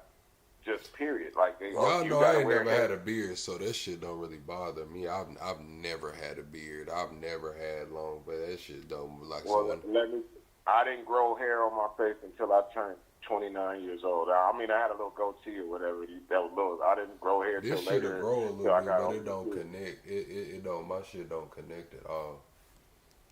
My shit is still sparse. I mean, it ain't like I'm just, like that hairy really in the face. It just started growing since I got older. But I always had hair on my head, and my pops can't grow a beard. My pops got a goatee. My pops can't grow a beard. And then 60. I'm thinking back on all the times, bro. Like the dreadlocks. Like before, back then, you couldn't get those jobs. You couldn't have dreadlocks. Period. You couldn't even work at a convenience store with dreadlocks. And they had them chic hats and long beards. They could do what they wanted, but you had to cut your hair. You had to come in there to a point where you were almost on a prison profile. Even the prisons changed their rules to that point. You used to have your hair cut. And then they started tripping. When I went to Just County, they was like, I had braids. You had to take your braids out and just have your shit looking crazy. Like they put you in a position to look different and always be in different positions than anybody else, just because of who you are. So that's the shit that pissed me off. There's somebody sitting up there saying, this isn't real. This isn't real. Shut the fuck up, bro. What are you talking about? It is definitely real. You know what I'm saying? I grew up through that shit. Motherfucker got to have a covatus to get accepted anywhere. You got to have your shit cut down. You got to have some little waves, or your shit got to be cut to the quick to be accepted. And even you can feel it whenever you went anywhere because, oh, look at this. You just got your hair cut, little young man. Look how handsome you look, because they know that was going to push you to that point. It wasn't that you looked that damn handsome. It was to the point that you look respectful in the eyes of them. It was all about assimilation the whole time. And now they're pushing that shit back again. I see what she's saying. And the women even have it harder, because I'm saying, man, you just got your scalp oiled. You just paid your shit. You just paid money to get your shit retwisted and everything. And you're going to go jump your ass in the water. That shit costs $147 fucking dollars. You know what I'm saying? I got 2 daughters that's in the hair industry, man. But that shit, they're paying $130 to $140 for them braids. Every fucking time. They're going to keep jumping in and out the water. Don't go to the Africans. The Africans going to want $300. You see? And this is what I'm saying. And you're telling these people, oh, they're poor. These are the same people in those messed up areas that are sacrificing that much money just trying to keep themselves up, because they're trying to look to a certain echelon that these people have made us assimilate to. I mean, how much money is in this industry? I was looking at it the other day. I was like, damn, it's $1 trillion industry. There's really a big problem if African American women and certain other women don't fucking buy them bundles. These other countries it really hits their economy. It's been showed it. Like just what we're doing to live, just the products that these women are using every day to live and these men are using every day to live are supporting certain parts of whole other countries. There's people over there cutting their hair off so that somebody can say, I got real natural hair out here. It's crazy. Because who are you trying to look like? Lucy LaBelle?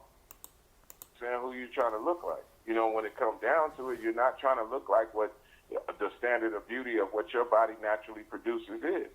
You have to put these things on. I don't believe Michelle Obama could have got the hell up there before Obama got elected and had a big ass afro and a dashiki on and came up there and everybody, they might have said she's a beautiful black woman, but he wouldn't have got elected. The point that you have to assimilate, and the American standard is not fucking healthy for us, period. The only thing that they like is cocoa butter. Other than that, their products are a whole different line. Every store you go into, you have to go to a total different section to get the stuff that you get. And he's sitting up there talking about that shit don't matter. Shut your pink ass up. For I banned sunscreen, bitch. You know what I'm saying? Shut your ass up. Nobody needs sunscreen. You're a human. You've been under the sun for the last 5,000 years. What you need this for? Oh, you going to get cancer? I don't give a fuck. Go swim, motherfucker. You can swim. Go swim.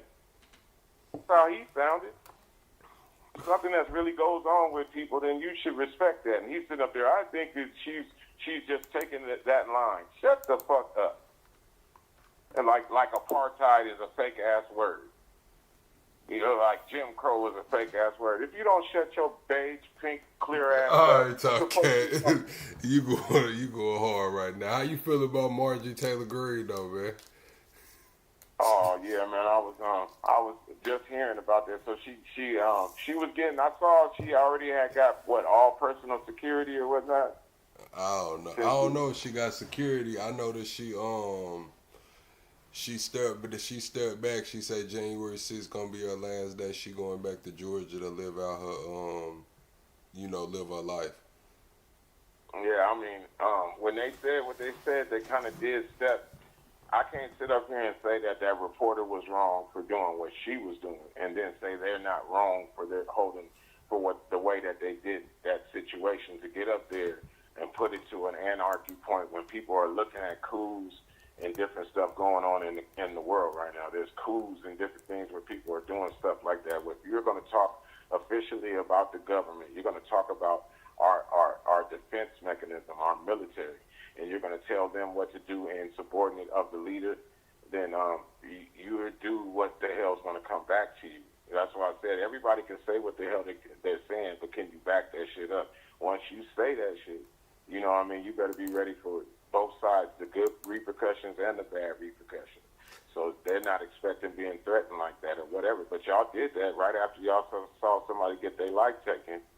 You know what I mean? So you kind of should have known what to expect in that situation. Now you talking about I'm going to run and woo. Well, what about the people that stood behind you? What about the people that stood behind what you just said? Now you get to run back and be cool. Maybe they're not cool with all the people in their lives that they were representing something that they thought that they had a representative to stand with them about. Now you just get to go into the background. That's not that cool. But on another point, she does have her own life to think about. She knows the people around her and what they can accomplish, and maybe she's doing that because she knows that it's the truth. Like, really, something bad can happen. Yeah, they said she worth about $25 million. She came into Congress in 2021, worth $700,000. Now they say she worth between 25 and 36 million. Yeah, so she good. She said, hold up, I did what I was supposed to do. You know what? Watch, she gonna get home in a year and a half. She gonna say Trump was the greatest president. Because if I fucking made $20 million, I don't know what he was doing, but it was terrific. She still ain't turned her back on Trump, really. Yeah, I think she getting threats. So, but I mean, it was more than her that said, stood up and said that. So I don't know how the other guys, her constituents too, that they had to come together to sit up there and say what they said. So I don't know how her constituents feel about her backing out too, or if they finna do a couple things. But I heard a whole bunch of them they got full security now, and they've been getting a whole bunch of threats and different stuff. So now they got a whole full security shit. I would like to know who's paying for that shit. Shit, now I don't know. Well, she's still on job till January 6th, so I don't know. How you feel about Mamdani and Trump meeting? Did you get to see any of it? I didn't see any of it. I heard about it for a couple months, and even before he won that little election or whatever. But I really don't. I think that it's a great thing. I think that it has to happen, and it should happen fast as possible. I think that they need to either start bickering and Oh shit! They sitting down. They sat down today at the Oval Office and had a meeting. We watched it. Yeah, I think they need to, draw their lines in the sand. You know what I mean? Because it is a point that this is supposed to be the United States, and we do have to have a line and a point of respect that we have for our government. That doesn't mean that we shouldn't challenge ethics and challenge different things, but the way that we do it is how the rest of the world is going to respect us. And I've been seeing some things get out, like that reporter and different stuff. There's some points where, okay, y'all want us to be respected. We're not going to be respected, always disrespecting anybody that's an official in our country. Like, so there is points where you're supposed to, okay, there's a time and a place for everything. And right now it's all shock value because we got the coldest entertainment president that's ever been on this planet right now. He says some shit that nobody would ever think somebody would say. Like, we get up there like, you look like Miss Piggy, bitch. My wife's prettier than you. And everybody starts screaming, yeah, that shit ain't got the Democrat, Republican, it got in a living color title over it. It's funny as hell, and everybody has actually fell for that. I'm just glad that he's holding his position as well as he is. But he's to the point where everything's a competition to him, and he'll get up there. If he can win by bagging on your ass, if he can win by destroying any point of view that he can, he's going to do that shit. And he's going to hop up there and say, look, you're talking that shit, I heard your feet stink. Like, and he'd be like, what does that got to do with the city? Like, what has it got to do with my nose? And sitting up here trying to talk to this funky foot motherfucker, and we all going to start busting up laughing, and he's going to win the vote. That's how he's got that point of things done, and he already tested it with the when he was on that TV show. He already tested it. Nobody challenged him. He already seen like, oh, I got entertainment power in a different way, and he's winning with it. So I think he's going out with a bang. I think he's finna talk some real shit. I mean, it might get bad. He's gonna have people writing for him and shit. And by the time he's ready to head out of here, he's gonna be talking some serious shit. And I think there's gonna be some serious pardons coming out too. He's gonna, when he leaves, the best president that ever was, the best president there will ever be. And when you see me, it's gold, silver, and then you look up, it's platinum. That's where I'm at. That's where they're gonna bury me at, in the platinum cemetery. And he gonna talk some fucking shit. It's gonna be exciting, and hopefully we all be alive to see it. He don't get us blown up before the shit happens. But he's a fucking fool, and everybody knows it. But he's old, pasty clear motherfucker. He better do something about this hair shit. He don't want to jump his motherfucking ass off in no water with that motherfucking landing strip he got either. God damn it. Hell yeah. Well, shit, Top Cat, man, we finna finish up this clip, then I'm gonna get up out of here, man. All right, I'm in here with you, man. It's all good. Keep doing your shit, plug. 100. All right, now. All right, Chad, we finna finish this clip right here. I ain't realized it was 1 in the Past morning. few years that in It's the weekend, though, but it is 1 a.m. many ways the script has been flipped in America. How many years? How many years, Isabel, would you say that this script has been flipped? Just out of interest. Throughout the course of my lifetime, I'm 28 years old, and I certainly don't see any sort of institutionalized conversation happening in America today. Truly, if you have lost a job because your hair was traditionally considered quote-unquote black hair, my heart goes out to you. But I don't think that this is a larger institutional problem to tell women, hey, just make sure. But you have acts that have now been passed federally across your great nation, don't you? Crown Acts, I believe that they're called, where you are there specifically, legally protecting women of colour who want to wear their hair naturally in the workplace. That's right. Sure. So if you want to wear your hair naturally, by all means do it. You've needed a law to be passed to ensure that their employees protect. You post a lot of extremely impressive videos of your workout routines in gymnasiums. So clearly, this terrible pressure you're feeling does not extend to going to the gym. Because you go to the gym, I'm 51 you're very fit. Piers, and like the videos Michelle, are great. I don't see anyone feeling cowed by a need to do it like a white woman. Piers, I'm 51. I don't care anymore what you think about my hair or what the world thinks about my hair. That's why I can look like this, and that takes time. So when I was growing up, Isabel, and you may be able to understand this, there were no magazines where there were people who looked like me in them. You know, there was no magazines where I could reference what was the best hair product to use. But that's in my not the hair. case now, Paula. That has changed. Absolutely, Piers, that has changed. But you're suggesting that what Michelle is saying is somehow wrong and that she's feeding into some kind of victimhood. It's a reality. Piers. No, it's not. It's a reality. It's what I call. And if you want to spend the afternoon in a hair afro salon with me, I then call you're it welcome rich to. virtue signalling woman of either colour narrative. It's just, I'm not buying it. It's like when famous white female Hollywood stars start whining about their terrible life. It's like, shut up. It's fine. Michelle Obama is one of the most privileged people in America. Nothing has held her back. Certainly Piers, not her do you hair know how many or her- times I have men who come up to me, just come up to me. Isabel, I don't know if it's something that you've ever suffered with. Men will just come up to me and we will be putting their hand in my hair and at the same time saying to me, can I touch your hair? And it's white men who do that. Have I ever done that to you? You haven't, but I would say yes. You know why? Because I'm an old... Motherfuckers do this shit all the time. Oh, reaching out. Can I touch your hair? No. I almost wanted to say the B word after that. You know what I'm saying? I almost wanted to say, what's that meme where he was like, no, bitch. The little kid. Y'all remember that meme of the little kid? What's the little kid?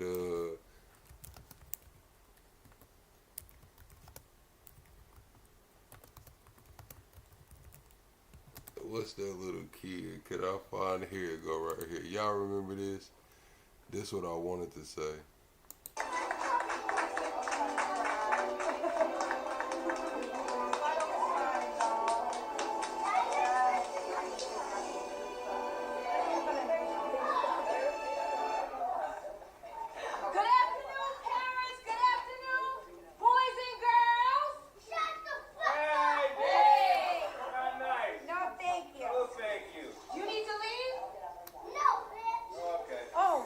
That's what I wanted to say. The way he said, no, bitch. That's what I really wanted to say. Straight up. Brian, you'll be relieved to hear I'm not going to talk to you about the intricacies of women's hair. However, I do want to talk about one of the most fascinating stories of the week, which is the Olivia Nuzzi scandal.